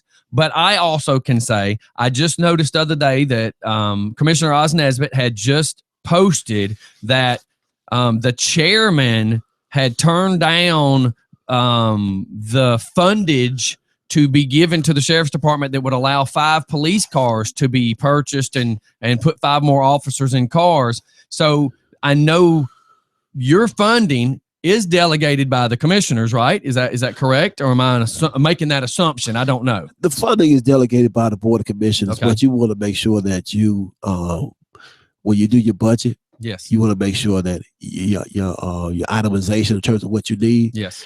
is right. Yes, because I know the Conyers paper did a thing, Rockdale paper or something, did a thing a couple of weeks back that I saw a post on Facebook that actually was from a few years ago when Levitt first got into office, and it was talking about how inappropriate money was used to travel to go buy something that we didn't really need, and they were like naming out, the Bobcat. the Bobcat, four plane tickets for people, and just a lot of unnecessary things. So Right. in your mind, then, as the sheriff, the money you are given, you just have to be responsible for what you use it for. Right, because there is an issue of mismanagement of funds. Because you want to spend close to $300,000 for a Bobcat, but you get that Bobcat for probably little or nothing from as a surplus from the Department of Defense. And I'm going to argue with you, not argue against you, but argue with that, Right. because I've went and done ride-alongs with Porterdale. Right. And I watched a guy go and try to attack Porterdale for misappropriation of money, talking about the Hummers. And what the guy didn't know is both Hummers was donated from the military. Right. The only money spent from the city of Porterdale on those Hummers was to get the lettering put on. Exactly. The labor was donated, but they had to pay for the physical vinyl that said Porterdale Police on it. But Right. but the vehicle itself was donated, and I was shown the paperwork. I was told how any police department or any sheriff's department can get stuff donated. Well, you could, like I said, you could get equipment donated from the Department of Defense. Other agencies have equipment that they pretty much have in hands, and they getting equipment from other agencies. But if you have the ability to write a grant, you get equipment through grant money. Right. But in terms of the vehicles, just say you have a splash that actually provides funds for your law enforcement division. And so you're asking for 25 cars. Well, Splash approved the money, has the money to purchase 25 cars from you, but you're also asking for additional 25 cars from the county commissioner's office. Right. But this is not going out to the public. So you're not being transparent to the community, because the only thing they see is that you're asking for. You start out saying, well, I need 65 cars, but I'm gonna ask you for 25. the chairman gives you 5 cards, but you didn't tell the citizens of Rockdale County, taxpayers, that you also asked the Splosh board that deals with your agency for 25 cards. So are you double dipping, or you at the same time? Yeah, I like the fact you use that word, because that's what I use. Double dipping is exactly the point. Before we go any further with that, and I just got I mean, we're getting lit with questions. Right. As far as for the guns. In Butts County, there's a firearms training class for citizens to attend for free. Does Rockdale County have this, or is there a plan to have it? I believe that, they probably made reference to have citizens to come out to teach them how to shoot or actually utilize a firearm. I would make sure that, even I think to enhance the Citizens Academy, that they do go through that process. I'll make sure that. So is it just the Citizens Academy, or is that for anybody? Well, all those who, other than the Citizens Academy, but those individuals in the community that have a farm, I'll make sure that they understand that farm, they have that particular training. So yeah, you could just offer a Saturday to say, hey, everybody come to so-and-so. And do that. And speaking on that topic, I will make sure that there's a citizen review board.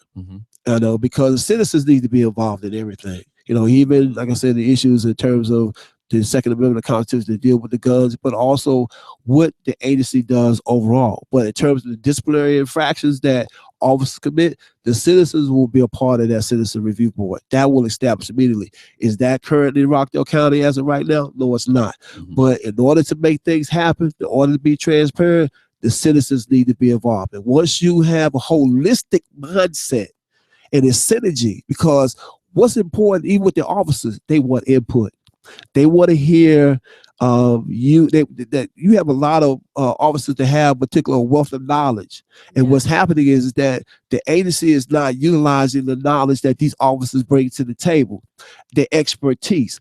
They're being assigned to different areas other than because they're not in that good old boy system, right? And so what they do is they leave. You're suppressing their particular expertise because you don't like them. I believe in a promotional assessment center in which you will promote the best qualified applicant, but you have to utilize those particular individuals that has that expertise. But as far as the training, yes, any particular citizen rightfully, for the right reason, that wants to be trained on a farm, sure, I'll provide those services for them.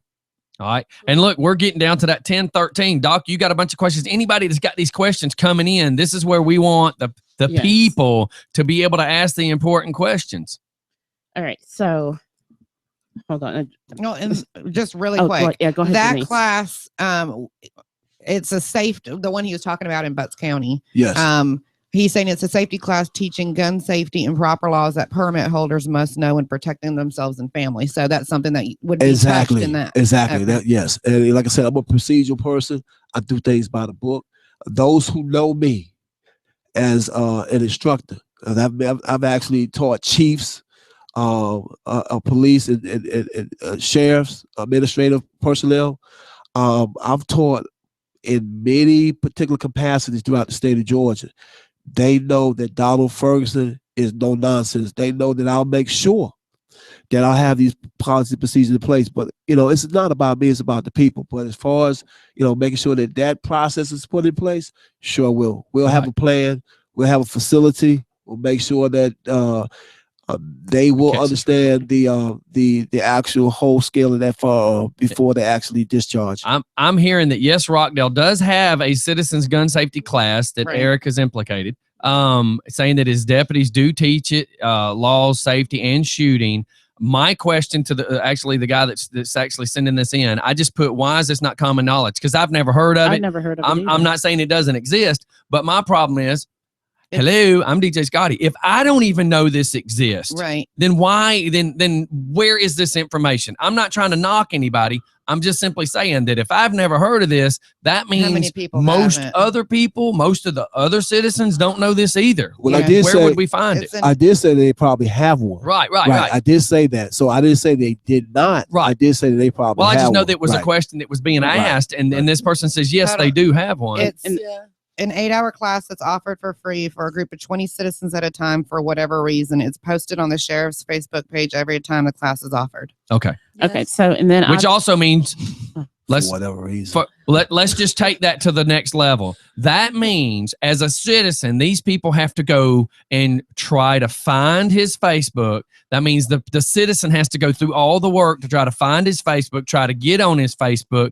This should be something that's posted in a newspaper. This is something that should be posted somewhere for general accessibility. I am sick of everybody believing that.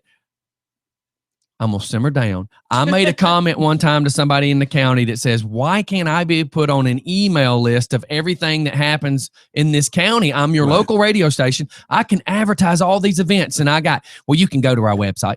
Yep. Yeah. I own a friggin' radio station, and I'm telling you, you send me this information, I will share it. Well, you can go to our website. But why don't you make it accessible? Well, you can go to our website. Keep going. Well, Okay. if you have a commander, a precinct commander, your 8 zones, a lieutenant, and they actually have physical contact with the HOA residents, HOA presidents, and also the residents in the community, that particular instrument can be utilized, and that can be speaked upon during that time period if you had your town hall meetings, if it's being done on a quarterly basis. So those individuals have hands-on in terms of the knowledge. And Captain Ferguson, the East chapter of NAMI, which is the National Association of Mental Illness, they've been listening to you, and they want to go back to a comment that you made earlier. And NAMI, I apologize. It was really hard for me to keep up. So we are probably an hour away from the comment that you had made, but they want to go back. No, go back to anything. We have all these messages coming through. Okay. So y'all, I'm trying to get there. I mean, we are very behind on these messages. But they want me to go back and ask about city trained officers, for people, because you mentioned mental illness and autism and everything. And currently right now they're saying that there's only one city trained deputy. CIT. Okay. Right. There's only one CIT trained deputy for the entire department. That's sad. What I will say is that when I was hold on, tell people what CIT is first. That's dealing with the mental illness. Officers are actually trained on mental illness recognition, and you have state officers. There's a state training course which is even offered at the academy, but it identifies mental illness recognition for the officer. Even you have training courses for those who are autistic, because a lot of individuals that are mentally ill and autistic, and these officers can recognize because the behavior, they will not be incarcerated, because there's a high cost of locking someone up that you could take to a mental institution because of the mere fact they did not take their medication, right? So that preventive measures can be put in place. But when you have just one officer in your whole entire agency that is trained on mental illness recognition, that is sad. Yes, but now, was that officer trained as an instructor to go and teach other officers? See, when I was with Fulton County Sheriff Department, we sent off a particular officer in our fleet division, and that person became a certified training instructor, which she was instrumental in training all the officers, especially those who have day-to-day contact within the community. So every particular officer that works in the fleet division primarily should be the first individuals to have that particular training, all 3 particular shifts. Those who have contact within the court system need to be CIT trained. And then you also need to, again, as a final phase, train the additional officers that's in your jail division. But every particular officer in your department needs to have mental illness recognition training. And not only just in mental illness, but also on autistic persons. So that is very vital. But your first phase should be those who are actually dealing with the community on a day in and day out basis. Okay, so I'm sorry, you're getting lit. I'm getting lit. How about this? That's why I just sent her a text. I know we're getting floored with Texas. The show's actually going over a little bit. I'm not rushing to try to show, but let's go take a restroom break and everybody regroup, because I know our phones are friggin' lit. So and our captain here may need to use the restroom too. he has not left the table. So everybody give us just a few minutes. We're going to come right back. And my friend Daryl Martin, and I probably just pronounced his last name wrong, but he sent me a song request yesterday to be funny. Mm-hmm. So and Daryl Martin keeps asking, have you played my song yet? So this goes, these commercials are coming up. Yes, but this song goes out to Daryl Martin as he dedicated it to me. As strange as this is going to be. We'll be right back, everybody. Okay. Wow. I'm scared. Captain, thank you. Thank you. I know that I'm so sorry that we're running over, and I apologize if we're going to. I'm muting the mic just a little bit, just because I know he's trying to blow it. Okay. Oh, God, that was the tense. I'm telling you.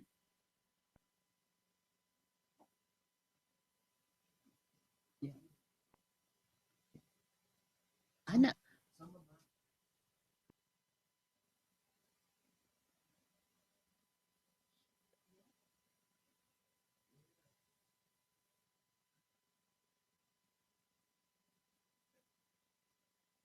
I'm telling you, there's a lot of people. Good. They won't change. If you need the restroom, sir, it's right there.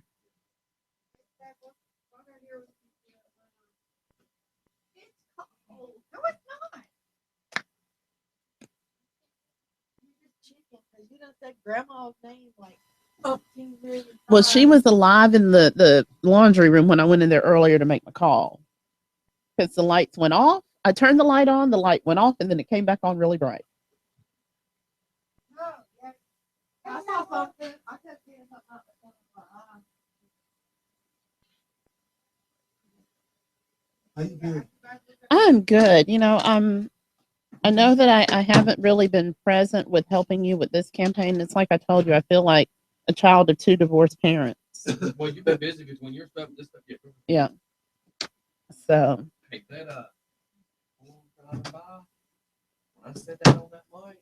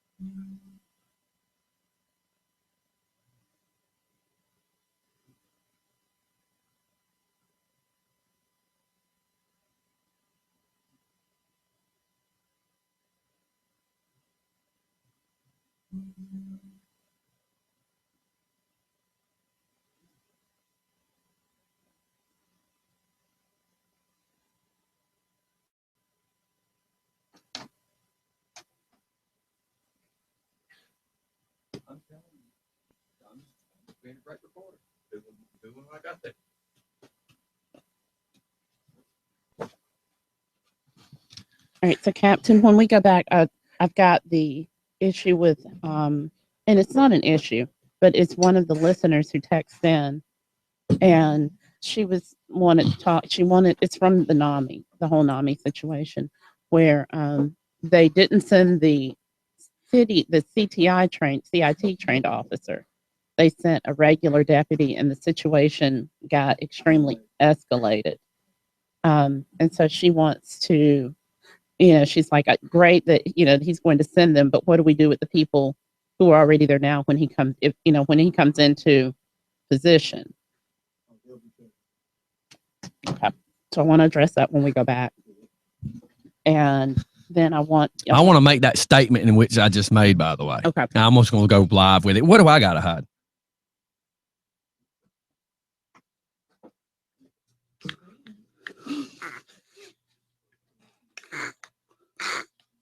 All right, everybody, we're back, and I know there's a huge chunk of people listening today. I want to make this statement very clear because when I went to talk to the Board of Commissions one time, and I brought up something and I said it incorrectly, and me and Eric have since had this conversation, but I want to make sure out of the utmost respect that he knows that I'm saying it publicly.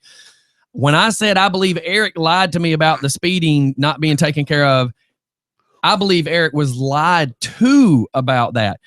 Here's the thing, and it's no different than if Donald becomes sheriff. If this captain becomes sheriff, you are no greater than the guys that help hold you up. You know, a big wall is nothing without a great foundation. I'm not trying to bash Scott Freeman, but I had conversations with him that he did not tell his sheriff. If Scott Freeman wants to call that slander, meet me in court. I will be more than happy to show emails or whatever else I need to. The video that was sent to Freeman of the officer that was lying is the same video that I sent to the sheriff's department. Eric didn't know of any of this. Eric still, up until probably right this second, doesn't know all the details because me and him were supposed to sit down. I believe the last time I spoke with him, I said I was going to get with him. I've just been very busy, and he's a sheriff. I'm sure he's very, very busy. So I want to make sure everybody understands that I'm not against anybody. Right. As a citizen, I just need the sheriff's department as a whole to do what needs to be done. And he, unfortunately, has to answer for every action that a sheriff's officer does, a deputy. So I have no ill will towards Eric. I want to make sure everybody knows that. I have no ill will. I am just a citizen. I am just speaking on behalf of the people. I get these text messages that are questions, and I get asked this stuff all day long. People that are afraid to go talk to people ask these questions all day long. That's what a great reporter does. We find out this information. Now, has some things been weird with the sheriff's department lately? Well, ever since I posted a video of that woman that lied about me, I've had Rockdale mad at me. But it's not my fault. She did her job incorrectly. If Scott Freeman would have done his job correctly, that woman probably would have been fired by now because she could have got somebody killed. What if those 4 officers would have pulled up in my driveway and tried to beat the hell out of me because of her making false allegations over a microphone that everybody heard?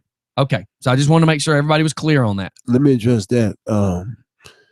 Maybe the sheriff probably would have had some knowledge if he wasn't watching the 60-inch screen TV while the view was on. But quiet as it's kept, do you want to call Scott Freeman the sheriff of Rockdale County? Because on many particular incidents that I've actually witnessed, the sheriff would defer even issues for his budget, issues as far as incidents or requests at Board of Commission meeting to Scott Freeman. He would defer everything to him. Quiet as it kept on the street, Scott Freeman was the one running the sheriff's department. If you look at Scott Freeman credentials, they truly exceeds Sheriff Levitt. I do have credentials that matches or exceeds Chief Deputy Freeman, you know, pretty much during the time of his tenure with the Rockdale County Sheriff Department.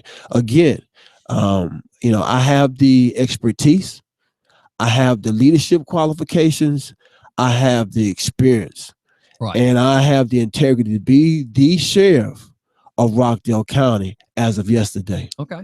And I'm glad you're here to speak. And Eric has got an open invitation. He's always had an open invitation to come in here as our sheriff because the American people and our citizens, I mean, there's people all around the world listening. Don't get me wrong, but let me tell you something. Today, I'd be willing to bet there's a lot of Rockdale people listening and we just don't know about it. But anybody has the option to come in here. We've extended the offer to everybody. That's what I wanted to say. That was the, you know, come on. That was when you want to be here. What snacks do you want? We'll get it for you. That was the point that I wanted to make. We have extended over and over and over again the opportunity to come and just have a discussion with us. You know, we're not painting people any certain way. It's just but we can talk. A discussion. I can talk personally of what's been done to me, just as you can. Right. But you know, there I can count on one hand and still have some fingers left of the people in this county who have accepted the offer. So that means a lot you know, I know that you and I have Right. a 20-year history, Right. but it means a lot to me that, you know, you took the time to come over, Right. you know, and I'm so sorry that we ran way over the time that I told you, because I know that you have so much on your plate right now. Well, the good thing is this means all these citizens They're listening. are listening, Right. and they're asking these questions. They want to know, if I'm going to elect you, what do you have to offer? And that's terrific, though. I mean, that is great journalism for us to go from Jackass Radio yesterday to being straight up today. But that's the reason we do what we do, man. Right. We want to make you laugh, but we also want to bring you the stuff that the little rinky-dink newspapers around here don't want to talk about. Right. But the citizens need to know that my position is to do what these citizens want me to do, and to make sure that, again, they feel secure. And that office don't belong to me. It belongs to this community. My job is to serve it, to make sure that things happen. They want to put somebody in that office that represents them, the people, regardless of their ethnic background, regardless of where they came from, regardless of their economic background. They want somebody to make sure that they feel safe. Can Donald Ferguson do it? Sure, he can. Yes, and someone that listens to them. Right. Yeah. Okay. Now, Right. here's a question from Exactly. a police officer. I keep hearing my dyslexia, so bear with me. I keep hearing him say several times about administration. But Right. how much time does he have on the street as a patrol officer? I guess would be how it would be worded. I have 2 years. I was brought in as a lieutenant commander, which for the Warrant Service Division, and I also rode with my officers. Matter of fact, I was the training personnel for that division as well when I came from training. So I taught police liability. I taught civil police courses in terms of making sure that the police officers do the right thing. I've served warrants. I served civil process. I made various arrests during my tenure in the Warrant Service Division. Matter of fact, I was also responsible for making sure that I did the field training program for 4 to 6 weeks to make sure that our officers were properly trained even when they were transferred into the Warrant Service Division. I do have the experience. I do have the expertise. But let me say this to that particular officer. Other than having that expertise, one thing as an administrator, you have to be able to make sure you have the right people in the right places. And so, having a person over as a division commander for the fleet division, that particular individual is to make sure that the officers are doing what they're supposed to do and making sure this community is safe. Right. As sheriff, I am a person that will be in the crunches and in the ditches with my particular office. I will fight. I've been in the street. I've made arrests. I've actually been in particular battles and what have you. So I've gotten my hands dirty. Right. And so for someone to say, whether or not I have the experience to be out there and patrolling and making sure things happen, yeah, sure I have. No, but as sheriff, will I do the same thing? Sure I will. You will see me. Will I make a traffic stop? Sure I will. But that's not the business of the actual sheriff. The business of the sheriff is to make sure that he has the right people in places in all the particular divisions in Rockdale County to make sure that they're doing the things to make this organization as a whole make sure they're providing the safety and security of this community, right, and making sure that people do not migrate out. And let me ask you this, because you brought up experience, and I want to touch base on an experience. So I got a guy I call a brother. He has been working as a police officer. He's been issuing warrants. He's been doing everything for years. He wants to be advanced. The problem is somebody that has less experience but has a little schooling under her belt is possibly going to get the position he gets because he doesn't have the schooling, but he does have the experience.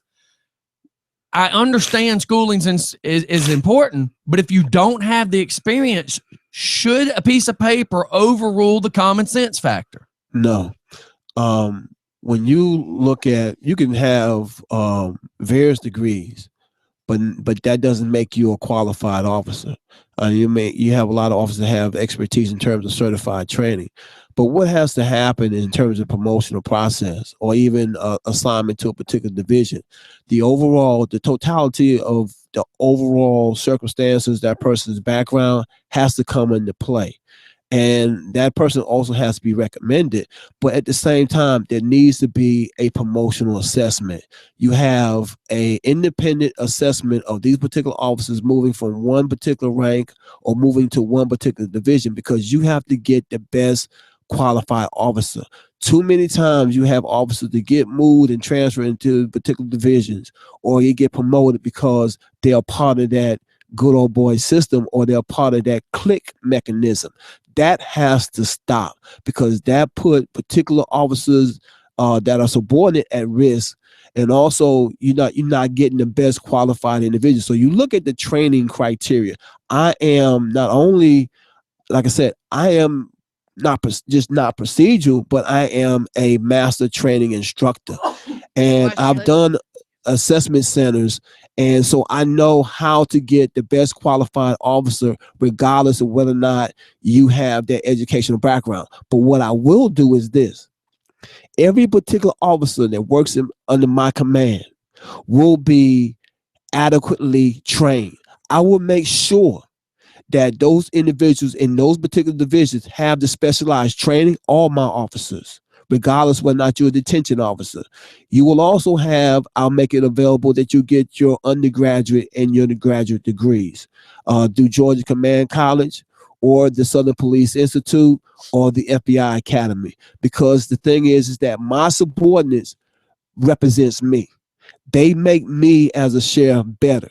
And if these individuals have this specialized training, especially SWAT or what have you, then that makes the overall agency looks good. And then also it makes it more functional, and then they can do the jobs that they need because they had the proper training, they had a significant training, and they're equipped with everything they need to get out here and make sure that this community is safe. Right. You know, I am a crime fighter. I believe in programs like the McGriff program, the DARE program. I will bring those particular programs back. But most importantly, my officers will be trained to handle the 21st century issues that exist today.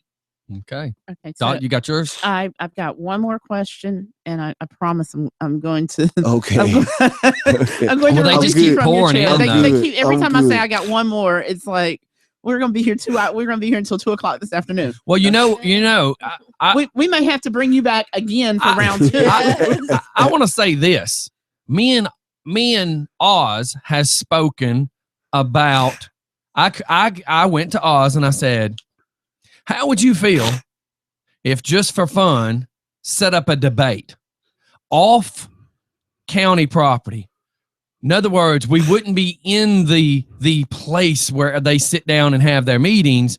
Let's just bring everybody out in the open in front of people. I'm going to put up some microphones, put up some speakers, and let real people ask real questions and not the gavel getting dropped and you giving me 30 seconds to talk. So with that being said, if I'm willing to do that for the commissioners, I can do that for the sheriff's department. I can do that for the people running for sheriff. If we would like to do that, we'll put it all together. I'm ready. I'm offering Eric, if you want to come in tomorrow, I mean, you just call me. I am all about the people. Right. And me as a citizen, I just want to make sure we're all clear on that. I'm about taking care of my neighborhood. The first line of defense is your next door neighbor. You got to take care of everybody. I'm ready. I'm ready for that. I'm ready to go one-on-one. Yes, you are. I'm ready. I'll debate Levy any day. I'll debate him tomorrow. I'll debate him tomorrow. All right, come Captain, on, we've Doc. been preparing for this I'm since ready. 2008. We're I'm ready. ready. Come on, Doc. Okay. And, and I just want to say that as a radio station, as a part of the media, Right. we don't endorse any particular Well, I can be a candidate. jackass and make fun Monday through Friday, Right. but when it comes to this, I can't show favoritism. Right. I We're have not to be open. We're not That's showing why we're asking these favoritism. questions. Right. We're giving everyone the same airspace, the same time, the same opportunity. I just happen to have worked on Captain Ferguson's 2008 campaign. And I just got this. Heck yeah, for community Q&A. Okay. That's what I'm saying is the problem is when we put you fellas in your environment, then we are such as if we go to the commissioners meeting, we are allotted 30 seconds to talk. Okay, so let's bring it back. Let's bring the power to the people. Go, Doc. All right. So my last question for the day, and you know, of course, we're probably going to end up doing a round 2, and you and I will debrief afterwards. Okay. All right. So, how do you plan to work with our state legislatures, our city councils, and our county officials, especially regarding the various aspects of the department, because everything is intermingled, so to speak. Right. So, what is your plan for that? It'll be a consistent open door policy in terms of having constant dialogue with the commission chairman and all individuals within Rockdale County, because they're part of this collaborative partnership. And so, in order for this to work, it has to be constant dialogue. I have no problem with that. Okay. I'll make sure that it is consistent. Mm-hmm. I'll make sure it's effective. I'll even go to them to make sure that what's important mm-hmm. is that we take care of the needs of this community. And what's important to me is that we put the citizens of Rockdale County, all stakeholders, first. Yeah, because if you look at it as a company, we own the company. Exactly. And that's what people have to remember. Exactly. That's why everybody hates me. Everybody in this county hates me now because I expect everybody to be accountable for their position. And if you win the sheriff's election, right, you'll probably end up hating me too. Well, but as long as you're doing, but I'm saying this very openly, as long as everybody's job's being done correctly, you're not going to hate me. The trash guy hates me when I call to say, your guy just threw the trash can and it hit my car again. Your trash guy just threw the trash can again and broke the lid that you want me to replace the trash can. So if the trash man hates me because he's not doing his job right, then I'm sorry. But if I'm paying for your services, then I expect you to do your job. And if anybody hates me because I'm calling them on their bull crap, well, then stop giving me bull crap and you won't get called on it. Well, the bottom line is that I'm thick-skinned. Your responsibility. It's not personal, by the way. Well, you're supposed to call me. That's the responsibility of the citizen, and you put me in that position to call to answer those calls.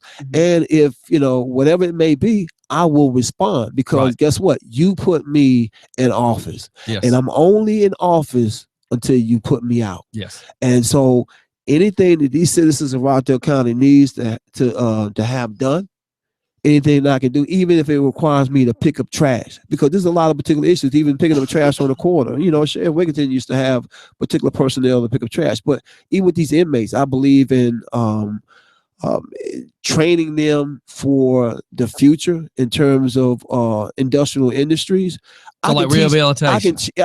I can teach that particular individual picking up that trash a skill called autoculture. Mm-hmm. I can teach him a landscaping function. So when he gets back out, I can probably get grant money, what have you, get him a starter kit, get him a truck, some used grass cutting equipment. So that way he can have a couple of jobs. He can have his own business, help him get a business license so he won't have to knock somebody over the head to get 3 meals a day and color TV, and he's back in the system because he's not been properly rehabilitated. So these are the things I look at. Also, one thing I want to mention, because I didn't get up, I believe in no citizen left behind.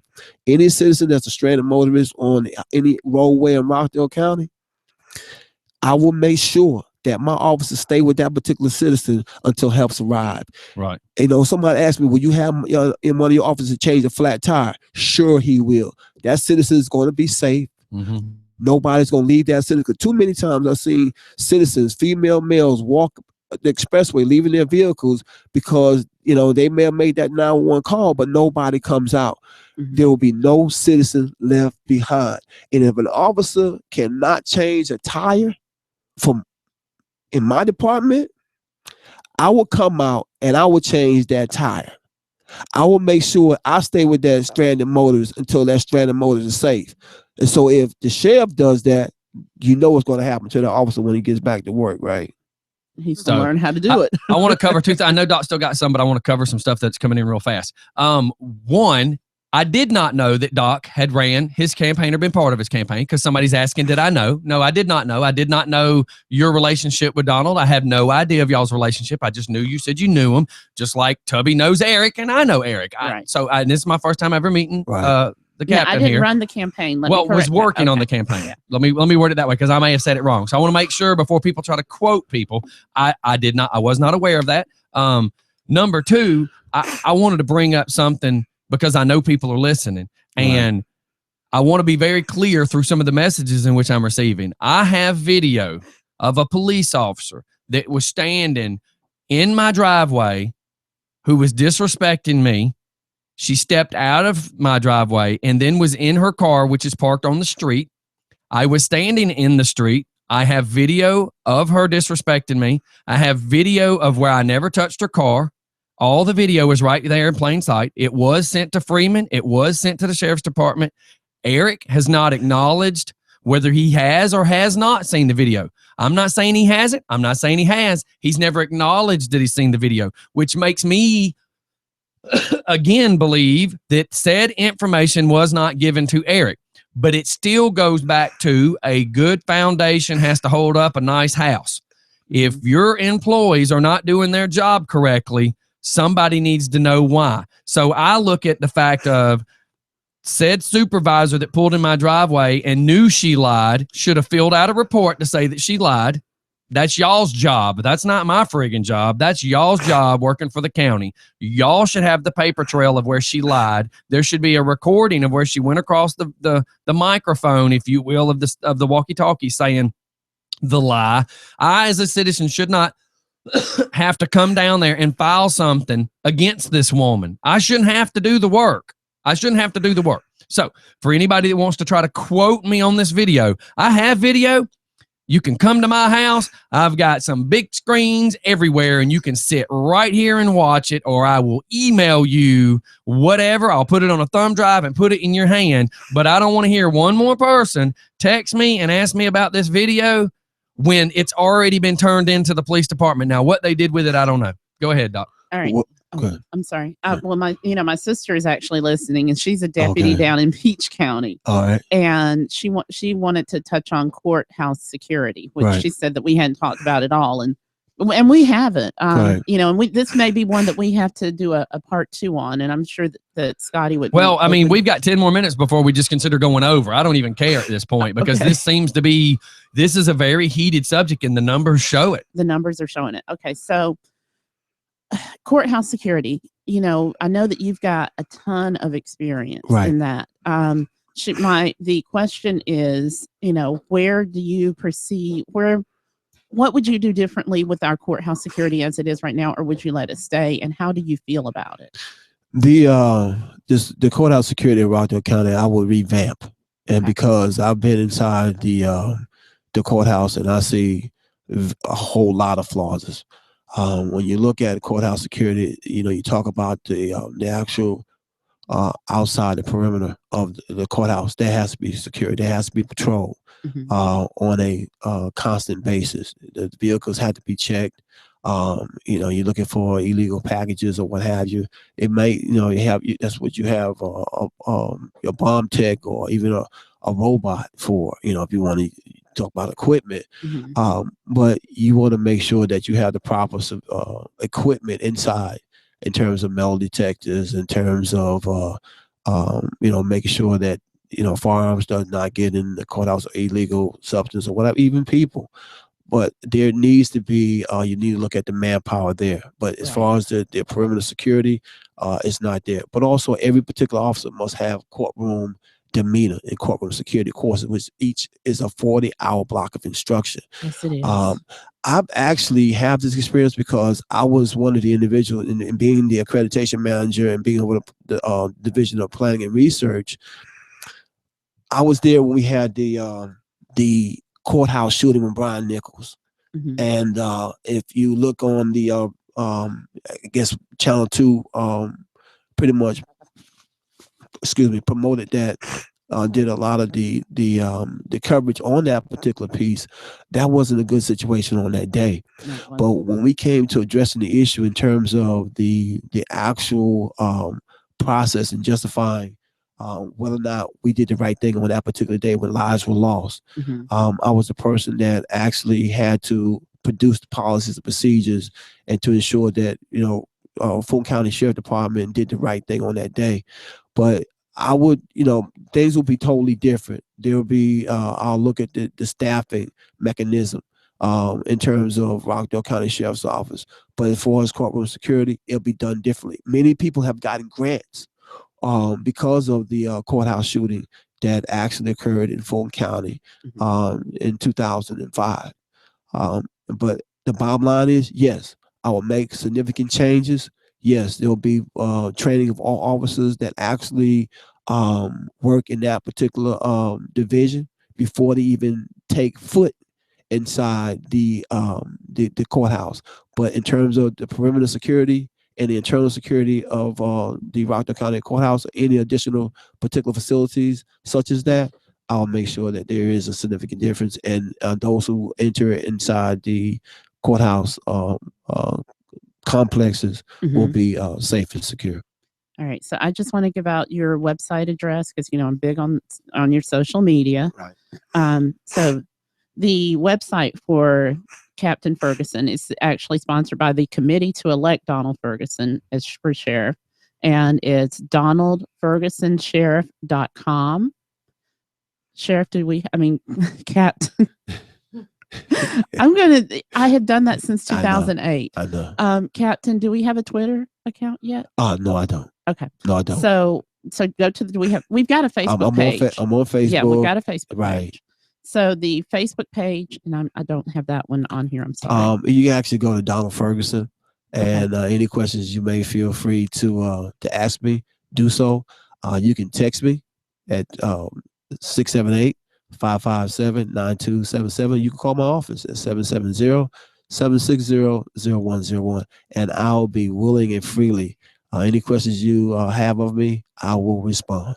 All right. I'm going to laugh here because it's like 7 messages and I can't go back and forth to read them all. I've got business owners saying, thank God you had this happen today. We want to hear Eric's point of view as well. I'm having business owners say, great show. This is fantastic. This is the stuff we need to represent who we are. I'm getting people going, we love you, DJ. I got people saying, I love you for bringing this attention to we the people. I mean, I've got so many people text messaging saying that this is what we as people need. I mean, and I'm just paraphrasing right now because I've got so many text messages I can't even start backing up and read them all. Apparently, there's more people listening than ever. A lot of people are saying, why hasn't Oz been on lately? Oz is running for the county commissioner seat, so he's been extremely busy. We support and love everything to do with Oz, and he stood by and tried to help me with the speeding and everything else. I don't want to sound like I'm showing favoritism because I have to try to be right equal to each. And we're not.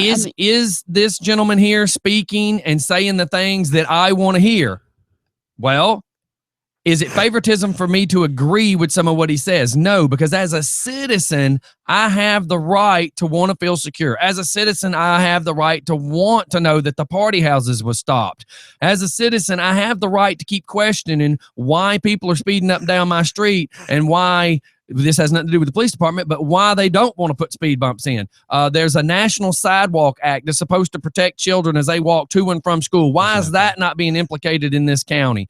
There's so many things I can say, and it's more of I'm becoming an activist, whether I like it or not, whether I want to stop it or not. I can't control it. We are the people. I'm going to continue speaking for the people. I'm not running for county commissioner seat because, quite frankly, y'all would all friggin' hate me because the guy that tries to take up 3 parking spots in the parking lot, I would yell at him. It would be Commissioner Spence, cuss this guy out in white truck. I have a big mouth and I'm not going to stop being a big mouth because as a citizen, I got these rights. You have these rights. Yes. You callers have these rights. You people that keep texting, you have these rights. You people that live in this county and also own a business, you have double the rights because you should be able to freely say what you want. I'm sorry I'm stumbling over my words. Doc, back to you. I know you have more questions. Well, actually, I have, through the conversation, we covered the majority of questions that I had on my 4 pages of questions that were written out not to mention the handwritten notes. So we got all of those. And I do, because I just got a text that says, how can I be impartial when I worked on a campaign? Okay. Because you're trying to be professional. High five. Just because I work on a campaign doesn't mean that I can't ask the questions as a journalist. I think with a bachelor's degree in journalism with a concentration in radio, regardless of whatever campaign that I work on, I can objectively ask the questions. And the same questions that I've asked of Captain Ferguson, I will ask of Sheriff. We'll ask again. Yeah, I'll ask again. And all you listeners are going to call in and text in and ask the same questions. And y'all are going to do the same thing. So, just because I worked on a campaign doesn't mean that I can't be objective. I can, and that's my role as media, is to be objective, is to ask the difficult questions, and I'm sure, because Captain Ferguson knew me in my 20s when I was a young Scotty, and you was a young smart white man. Yes, I smart was. ace Yes, white man. Let me refrain from saying that, because you are highly more intelligent than me. I got in trouble a lot in the academy because I questioned things, and in law enforcement in the academy, you're just kind of, there's a protocol and there's a chain of command, and I didn't learn to follow the chain of command very easily. I was a bad girl. It took me a minute to learn chain of command, but now I follow it and I do it quite well. Right. So, Captain, thank you. Thank you so much. I appreciate it. I appreciate the opportunity to be here for to speak on my platform, just for fun radio station. And also, I appreciate the opportunity to talk to the stakeholders in this community. I'm running for sheriff because I have a passion to make sure that the citizens of Rockdale County, those who live here, the stakeholders, the business owners, and those who visit Rockdale County in terms of shopping and what have you, they feel safe and secure, and it is a great quality of life. I'm a person that believes in being hands-on. I will talk to the business owners. They will see me on a day-to-day basis. My officers will make sure that they check in with them to make sure they're okay. The citizens that live in these residential areas of Rockdale County, you will see me. I'll be the hands-on sheriff, that walking tall sheriff with a big stick. I don't want anybody to vote for me because I'm a good guy. I don't want to be a good guy. I want to be a no-nonsense sheriff that you can respect, and I want you to love me because I get the job done, and get it done in the way that you do not leave this community, that you want to, stay here. You want to shop here, and you want to make this a long-term environment so you can retire here. Right. And that's what I'm about. And a lot of things I want to cover, too, when he said shop here. I want to cover the fact that he is running for county sheriff. Eric Levitz is the county sheriff. What we see on 138, most of that is city. Right. Like Burlington Coat Factory, I think is garbage. Yes. But that's not county. Right. That's it. And that has nothing to do with the police. The police are doing their job. I'm pissed at the city part not forcing them to keep the parking lot clean. Right. And Salem Gate not forcing them to do. So that, again, has nothing to do with county. So I need a lot of people to really understand a lot of the county issues that you visually see is not a county problem. It's a city thing. Right. So everybody needs to kind of understand their boundaries. And I know a lot of the listeners may not be that local. I mean, we do have a bunch listening, don't get me wrong, but I just want everybody to kind of understand the difference between city and county, because there is a huge difference. I am having to learn that. I'm from DeKalb County. You know what? We didn't have a lot of that. Only time we would have city is if we was in the city of Avondale. The only time we'd see city is if we was in the city of Stone Mountain or the city of Decatur or the city of Pine Lake. Let me tell you something. DeKalb County, that's all I ever knew, man. Right. But I also knew you didn't float around. Yes, sir. Let me add something to that. Yes. The sheriff department is the chief law enforcement agency in Rockdale County. Yes. They're responsible for everything. Yes.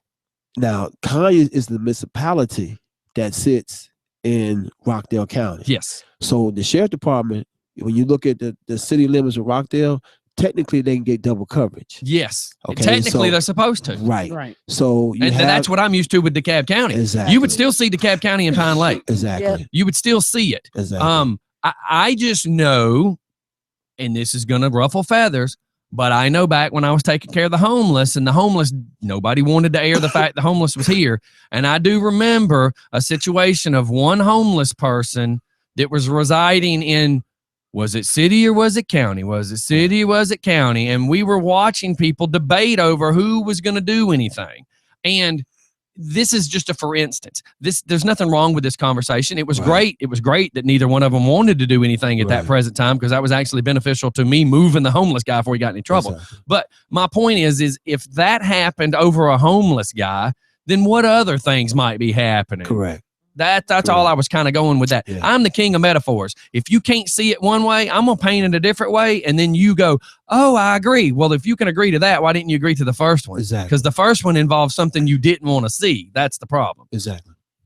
All right. So I know we're getting. To lighten it up for a sec, I actually got from somebody that I'm like, and I'm sure you were awesome in law enforcement, but they're like, they can see you walking up to a bad guy and being like, I'm going to hug you until you're good.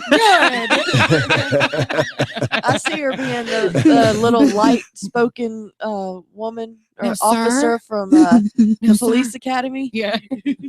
Well, you know, and the funny thing is the biggest challenge that both Captain Ferguson and Major Corey had with me was over my pink pager, because we weren't supposed to have pagers in the academy. And Come on, dog. Well, you got anything else? I know we've just extended this way so much. I don't have any more questions, but I do have something. I'm going to let Captain Ferguson go ahead and head out so that we can kind of wrap up our show a little bit. Okay. And I just You want to can say escort thank them you out if you like. I mean, you ain't just open the door and go, get out. You may have 3 hours. You got to leave. Make sure he takes his snot rags and you disinfect his seat. Now, that's a joke because Doc tries to Lysol everything. Yes, I came back from vacation and she's like, get out. Get out. We She's walked like, in one day and I'm "Save me." like, what is that chemical? What is that taste in the air? And Doc's like Lysol every seat, everything we've touched. I'm like, the table shouldn't be shining. I'm like, Doc, you need to wipe it off. She goes, it's Lysol, it'll dry up. Yes. Well, I had been asking if he was listening. Yeah. I just, again, I want to be very, very clear because there's so many important people listening today. And also I want all the important people to know, I don't want to bust people out, but I want the important people to know that the people that work for you are listening too. All these important people don't realize that their employees listen to Just for Fun. They're secretly listening and they're making sure everybody's paying attention. I said, but I want to make sure that everybody knows that we speak for the people. The people are interacting with us. They're telling us these things. They'll call us and tell us about a show. I've had people walk up to me and quote stuff that I never knew I never even thought they listened to the show. But that's because we're local. That's because they know we care. I've had people reach out and go, man, you're trying to bust these speeders on your road. What can I do? I start telling them what they can do. And am I telling people the secret powers to stop stuff? No, I'm telling them the same thing that somebody else should already be telling them. You know, our sheriff does not know there's a problem if you don't tell him. The problem, again, I feel, is there's a lot of things that has not been reported to the sheriff, which whether he stays sheriff or you become sheriff, it's still the same problem either one of you as sheriff will have to be faced with is the proper chain of command and communication. The problem is when I walk up to a police officer and I tell them something, nobody goes anywhere. I watched a dope deal go down at the end of my road and I told somebody and it never got dealt with. And then 6 months later, there was a shootout and one guy was shot, another guy was shot, and one of the other guys was on the run. Hello, we tried to tell you these things. If you want to know what's going on in your town, most of the time, I probably know before you know, because everybody's talking. Everybody's running to us and telling us every fart that you do, we are hearing about it. So I just want to be very clear. I have no hatred to nobody. I love Oz. I love Eric. I probably get to know you. I probably love you as well. I love everybody as human beings. All I know is this. If I'm pissed at my trash guy for not doing his job right, then you know I'm going to be pissed at you if you're not doing your job right. We all are here to serve somebody. I chose to have this job where I didn't really have to worry about nobody. But truthfully, I do. I got thousands of people that listen. We found out the other day between 9:45 and 10:30, we had 798 listeners just between 9:45 and 10:30. So if we know between that little 45 window that we had 798 listeners, imagine how many people were listening to and from work all day long. Holy crap, take a breath. All right, so I am revved up. Can we shoot off to commercial? Speaking for the people. Power to the people, y'all. So I can get the captain out of here. Yes, sir. Thank you for coming in. I've got to do a community service plug, but we'll do that when we get back. All right. Everybody, hang tight. We'll be right back. I'm trying to get a song pulled up. I mean, like, I was so unprepared for all this. Give us like 2 songs. I'm gonna load us up some commercials for all our sponsors and then load us on real quick. Everybody, just hang tight, man. This has been one heck of a morning. Tons of great listeners, tons of great questions. I hope that when we get Eric in, we have the same response and more people want to talk. Again, I'm not trying to show favoritism. I am trying to stand up for the people of my nation and the people that live in my community, because that's my obligation. My nation, it's called the United States, jackass. Okay, go to a commercial. Golly, we'll be right back. Take a breath. No, I was going to ask, is that like the Cherokee Nation?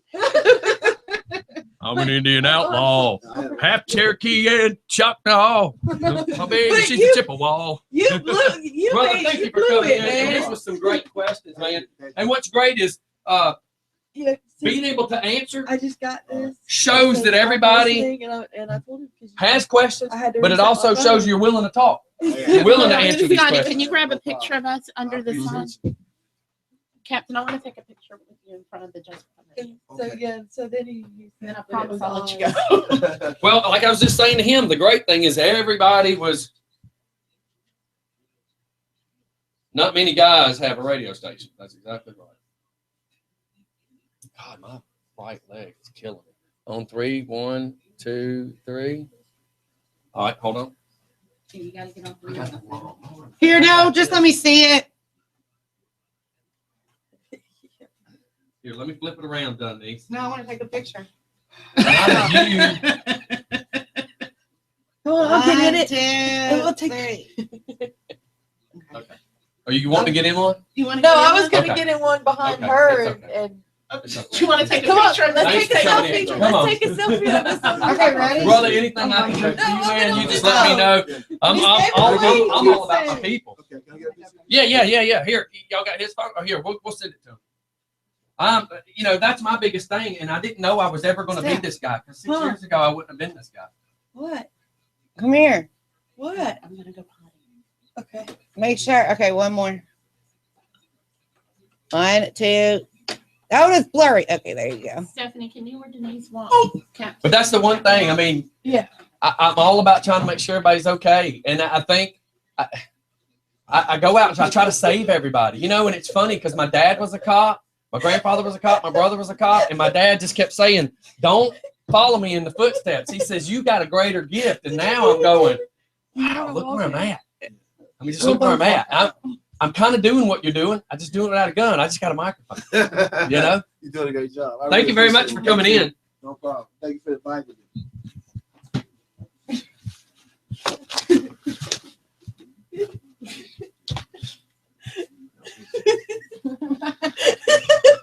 I just got a message.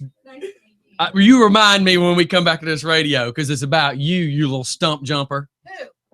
The short one. I don't know what I did.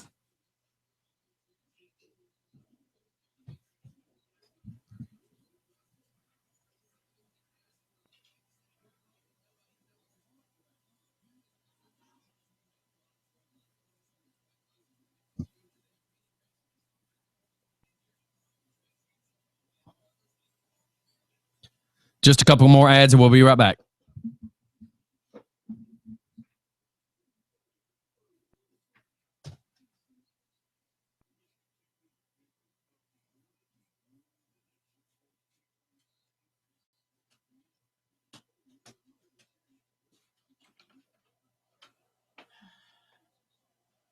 Man, that was intense. And it ain't over. No, it's not. There's It's actually just getting started. Oh,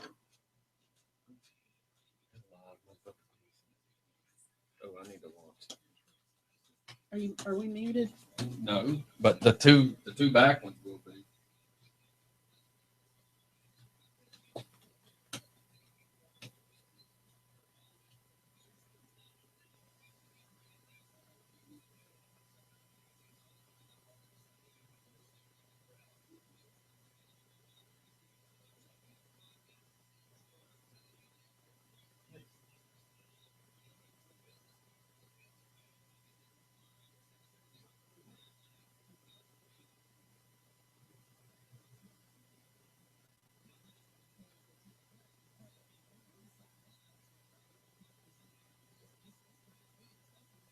Look, they're powering that microphone.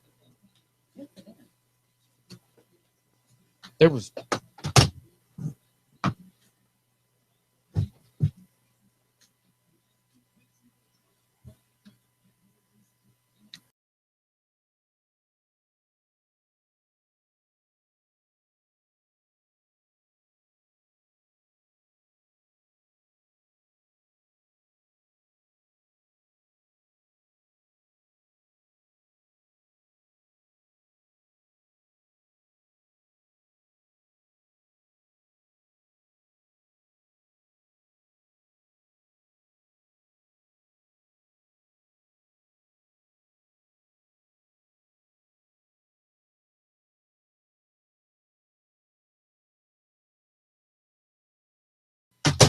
All right, everybody, we're back. Woo. I had to mute y'all. Y'all couldn't hear what we were talking about. I know. All right, we're back. Because Scotty was whispering sweet nothings in my ear. I wasn't whispering. I was just saying nothing in your ear, though. No, man. Intense. Intense. There was tons and tons and tons of people listening. And I mean, there's, again, I ain't trying to bust folks out, but there's people in positions that are listening. So everybody that thinks nobody's listening, there's more people that listen than we ever would have known of. But a lot of them say, Scotty, I'm in a position where I can't voice my opinion. I work for this and I work for that, and I can't throw my name out there. Right. So all I could do is toss out what little bit of information I could from X number of police officers, and not all of them from this county. So I don't want anybody to pass judgment thinking it was the Rockdale police, because we got people from all over the United States that listen. We got people from all over Georgia. I've got people in McDonough, Gwinnett, Atlanta. Peach County. There's so many cops from all over that all want to voice their opinion, but they can't really go and say some of the things that they want to say because they have to worry about retaliation and losing their jobs. Well, you know, and I also, we've got two things that we got to do this morning. One is we have a high population of seniors, and especially seniors raising grandbabies in our community here. Yes.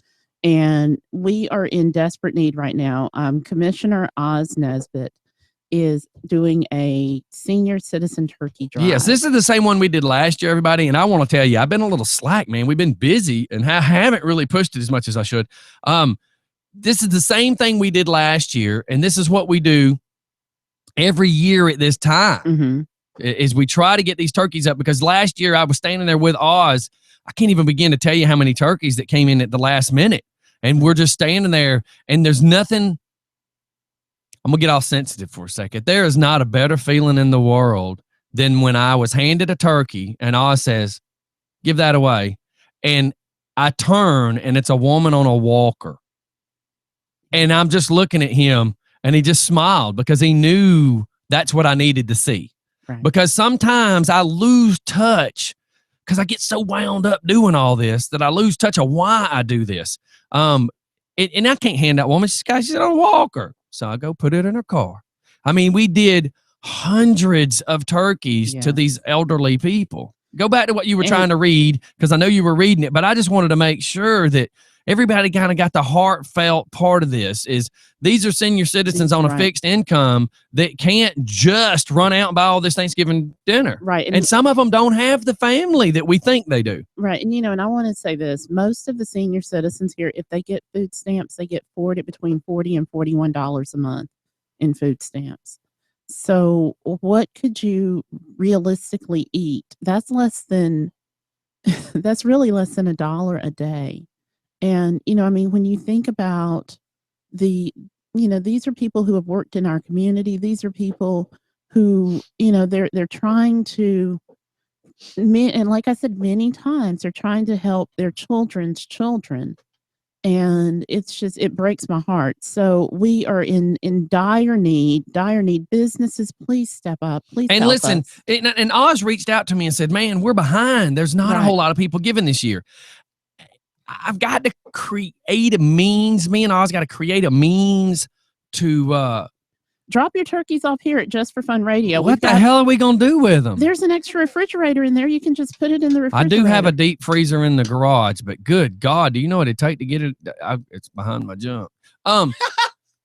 But yes, I do have a refrigerator. We got a refrigerator. But the thing is I said, and this is just opinion. I said, is it because he's not located? His drop off's not in Conyers now. It's right. Now he moved.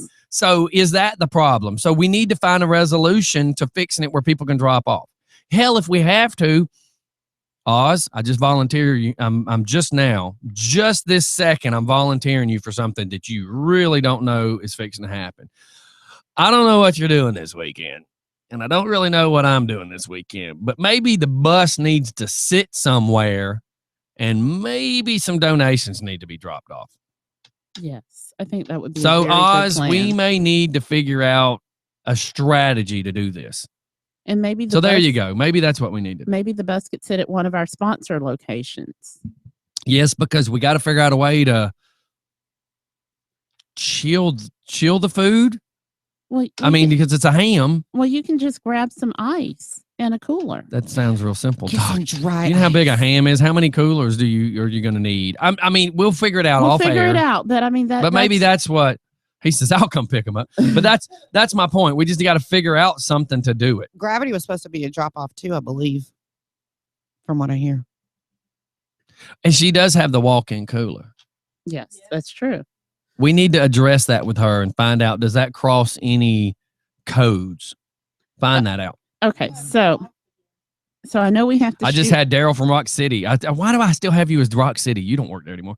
He says he has a new freezer that we can borrow. So if anything, I take a trailer. All we had to do was take a trailer with a generator and 2 freezers or whatever. We'll figure it out. All right. So I know that Crystal made the post a little earlier that today is my last day. Yep. With Just for Fun Radio. Yep. And once you turn in a resignation, that stuff stays. It's kind of like herpes. Really you quick, can't get rid of it. She said that's fine as far as bringing the stuff up. Okay, with that being said, Oz just texted and said Saturday Gravity from 3 p.m. to close. Let me check my schedule and let's make sure Gravity's all cool with Saturday. I don't recall that I have anything. Oh God, I do have a charity I got to go be part of. Let me find out my times on my charities. Y'all keep talking though. Okay. So, some of the listeners, they were like, oh my God, I can't believe you're leaving. And, guys, it's with a really heavy heart that I had to make this decision. Because many of you know that I do have the podcast network and I also run the only unschool homeschool website. And because it is so much fun over here at Just for Fun, it was like I finally had the chance to not do anything serious. So as a result of me not doing anything serious, I didn't do anything at all. And me and Doc had words the other day, and she's like, because I'm on the, and I'm like, is that my fault or have we just not done our time right? Right. And because we get done with the show, and when we should be doing commercials, Doc's like, where are we going to eat? Yeah. I'm like, where are we going? I want to do fun stuff because it's kind of like that child that's been. I sat here for 3 hours doing commercials, by the way. Well, and yesterday I plowed through 200 emails. Wow. Keep going. I know I'm interrupting. I'm just saying we get busy and we don't get busy think. and we start doing fun stuff. I mean, okay, think about it. If you've got a choice of going to Gravity and drinking, and getting beer samples and tasting wines, or you've got a choice of plowing through emails and responding, I'm going to Gravity. So I completely dropped the for ball. Takeover. Yeah. I completely Isn't that Friday? dropped the ball Tomorrow. on my sponsors. I completely dropped the ball on my website. I dropped the ball on my business. And, and I've got to make that right for my listeners and my sponsors who have paid me for something that I haven't delivered to them for 6 months. Never admit to that. Well, Scotty, I know. Part of repairing a relationship. Well, when you mess up, you got to own it. You got to own it. You know? I'm owning that. That's why I've been so mad at all these people on Facebook that keep trying to turn me in. I'm like, you can't, your freedom of speech is equal to mine. You can't hate me because I don't agree with you. Own it. Don't be an ace. So, and I'm not, I'm not leaving because I'm like, oh my gosh, I hate them. I can't, if I see them in public, I'm going to spit on them. No. That's assault. You're too short. You're too short anyways, That's assault. That's assault. Very good, Denise. You've learned part That one is and part not two crime. Assault. That is simple battery. With Denise. a deadly weapon. No. Really? But, so you will see me, you may see me around from time to time, especially as especially as the political candidate season is gearing up. So with that said. So you're breaking is what you're saying. Now you ain't leaving, you just taking a break. She's hauling ace. All of a sudden I feel like Ross and what was Jennifer Anderson's Rachel. I was on a break. So, guys, just give me some time to step back and take care of some things that I need to take care of. No. Okay. Well, yes, Just kidding. yes. That and we're just trying to grow too. Like Right. some of our shows, okay, some of the shows have failed. It's no different than NBC creating a comedy show. They run it one season and it didn't work. So, due to family things, Right. Electric High just didn't work out. That doesn't mean I don't own Electric High. We just got to find host to host. Right. The whatever I called it. Oh my God! Now I done lost my the rough edge. The rough edge. Joey was going through a divorce. Right. You know, life happens. yeah. Military Mike had some family issues, and now he may come back and do a show at night. And I have to, as I grow and transition, I have to remember that it's a station, yes, but Alex runs his own show. Right. So not everything that Alex says 100% reflects on me because Right. it's an episode and it's supposed to be whatever, Go ahead. Are you still going to be at the Ladies Talk wine tasting? Yes. Singing I with your was- girl wigger? You think that girl gonna pass up some wine? What you talking about? Okay. And to my plumber that keeps trying to call me, please don't hate me. I'm coming. Free brown bags for everybody So funny. for your wine. The other thing, I've had a couple of listeners ask me, can we do one last bus ride? And of course we can. I wondered what the hell you said. Doc just sends me some. I want everybody to pay close attention to this. Let me scroll back like 100 messages ago when we were sending stuff, and all I could say was, "Huh?" She goes, 2 listeners said, "Don't forget our bus ride," and I went, "Huh?" Because we're in a big discussion, and I'm like, "What the hell is the bus? Were we going somewhere today?" Okay, really quick before you do that, I guess we're doing this thing Saturday at Gravity as far Sort as of, kind of. I gotta. Yes, Okay. yeah. I don't have to be there for the drop right, off, as but far as the drop off. Yeah. Also, she is also doing. She's a drop off location for Jersey's Wish. They're collecting gently used coats, socks, mittens, and blankets for homeless and families in need. So that's also a drop off for that kind of stuff. So if you have a turkey and some of that, okay, well bring it that's on. good because all the homeless stuff I normally do, and everybody's keeps hitting me up saying I got stuff, and I said I haven't found a place to take them yet. Gravity. Okay, well my point is it wasn't a location to take it. I'd had no group to give it to. Okay. All right. And then Commissioner Oz Nesbitt just sent me a message and he said to share his cell phone number and he's willing to come to your house to pick up turkeys. To pick up turkeys. All right. 770-624-9456. Again, 770 624-9456. If you buy a turkey and you want the commissioner to come pick it up to give to the senior citizens. All righty. All right. All right, here we go. We're at 11:25, one of our longest shows ever. I'm going to take us out on an oldie but goodie. And, anyone who's listened to Just for Fun Radio or me do karaoke at the Social House in Porterdale. What? Will know this song. Here we go. You ready? I'm ready to put the kids on the bus. Oh, yeah, boys and girls. My goodness. It's our last day on the Fun Bus. Oh, look, there's Denise and Stephanie and David and Crystal and Zach. Oh, and there's Tubby and Nikki. There's Karen and Karen and James. David. I did say David. I said David. David didn't get left out. David's on the bus, and oh my goodness. Oh, look at all my friends. Well, boys and girls, on the last day of school, we always get to do something really fun, right? Boys and girls, Mr. Scotty. I'm sorry, I was reading. How are you going to read and drive the bus? I see people on 285 do it all the time. I had my phone, and I had it in plain view where I could still control said vehicle. No difference than them other people's at the red lights, except on Jonesboro Road, because they'll apparently set you up and put a guy in a hard hat to catch you. Yeah, but Mr. Scotty, we got kids on the bus. I can't have you Them read. kids ain't mine.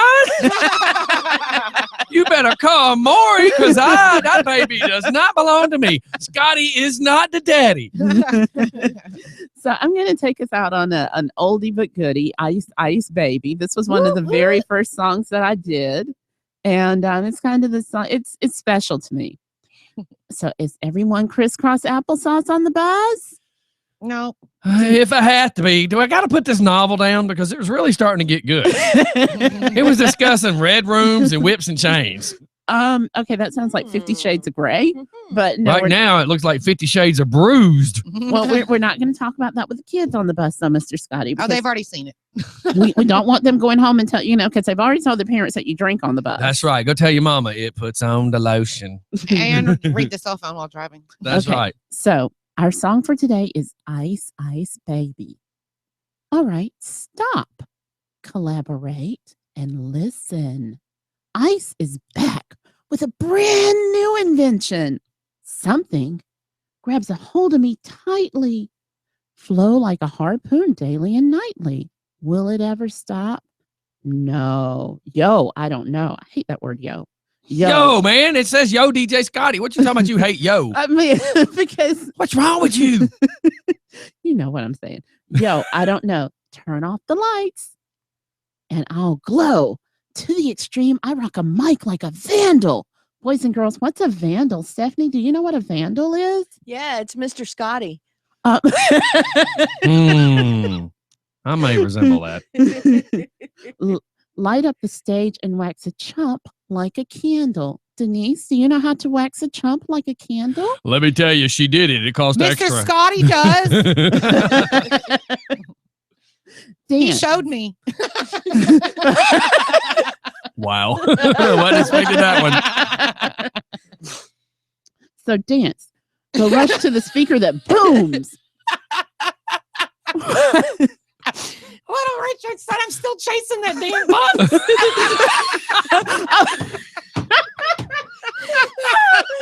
Run faster, your legs are short. I'm sorry, little Richard. We'll get you a mattress to pull behind. Or a hood. I'm sorry, little Richard. I forgot you on the bus. I'm probably sure I forgot a lot of people today. Okay. Now, I'm killing your brain like a poisonous mushroom. Boys and girls, that's why we don't eat mushrooms that grow outside, because they're poisonous. You can only pick up the ones under the cow turds. Mr. Scotty, we don't want them. What? We don't want them to eat those. Well, their either. mama eats those kind of mushrooms. Yeah, but we don't want the boys and How girls. do you think to they eat- got here? We don't want the boys and girls to eat those mushrooms.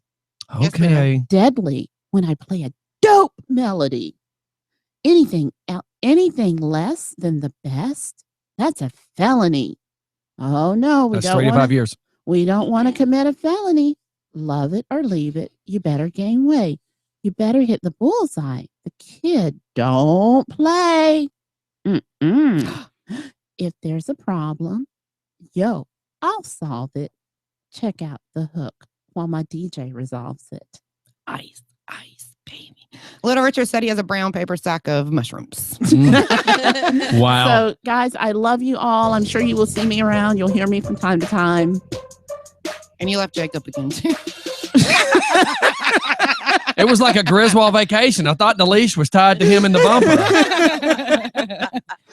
Well, Jacob, you and little Richard should not have been spending so much time in the boys' restroom playing in the water. So next time with the mushrooms. Next time That's not what they was playing with, Doc. Next time when you hear the sound for the bus, you need to come on and get on the bus right then. I told y'all about going in the bathroom and playing. The bathroom is not for playtime. It's to go in, do your 27 seconds of business, and get out. Sometimes it is. No, it's not. Okay. All right. We love y'all. And I will see you all on the flip side. All right, everybody. We're out of here. Thanks for tuning in today. We still extend the offer to everybody that wants to come sit in. You just holler at us and let us know. We out. Bye. See y'all later. Time to eat. Little Richard. Video still on. Little Richard And don't said forget to he's tune riding in to on the Ladies back. Talk. Don't forget Ladies Talk tonight. Oh, by the way, I do want to interrupt and say this. Little Richard did say the words. I know I'm going to start the song over, but I do want to catch this. He says, read this before. He said, my position is a reverse missionary. Hang tight. Steph can kiss my ace. This is a Just for Fun Nation. And he said he's riding on the back of Jacob's car. Chair. Yeah. So we will see you on the flip side. Bye. Bye. Bye, everyone.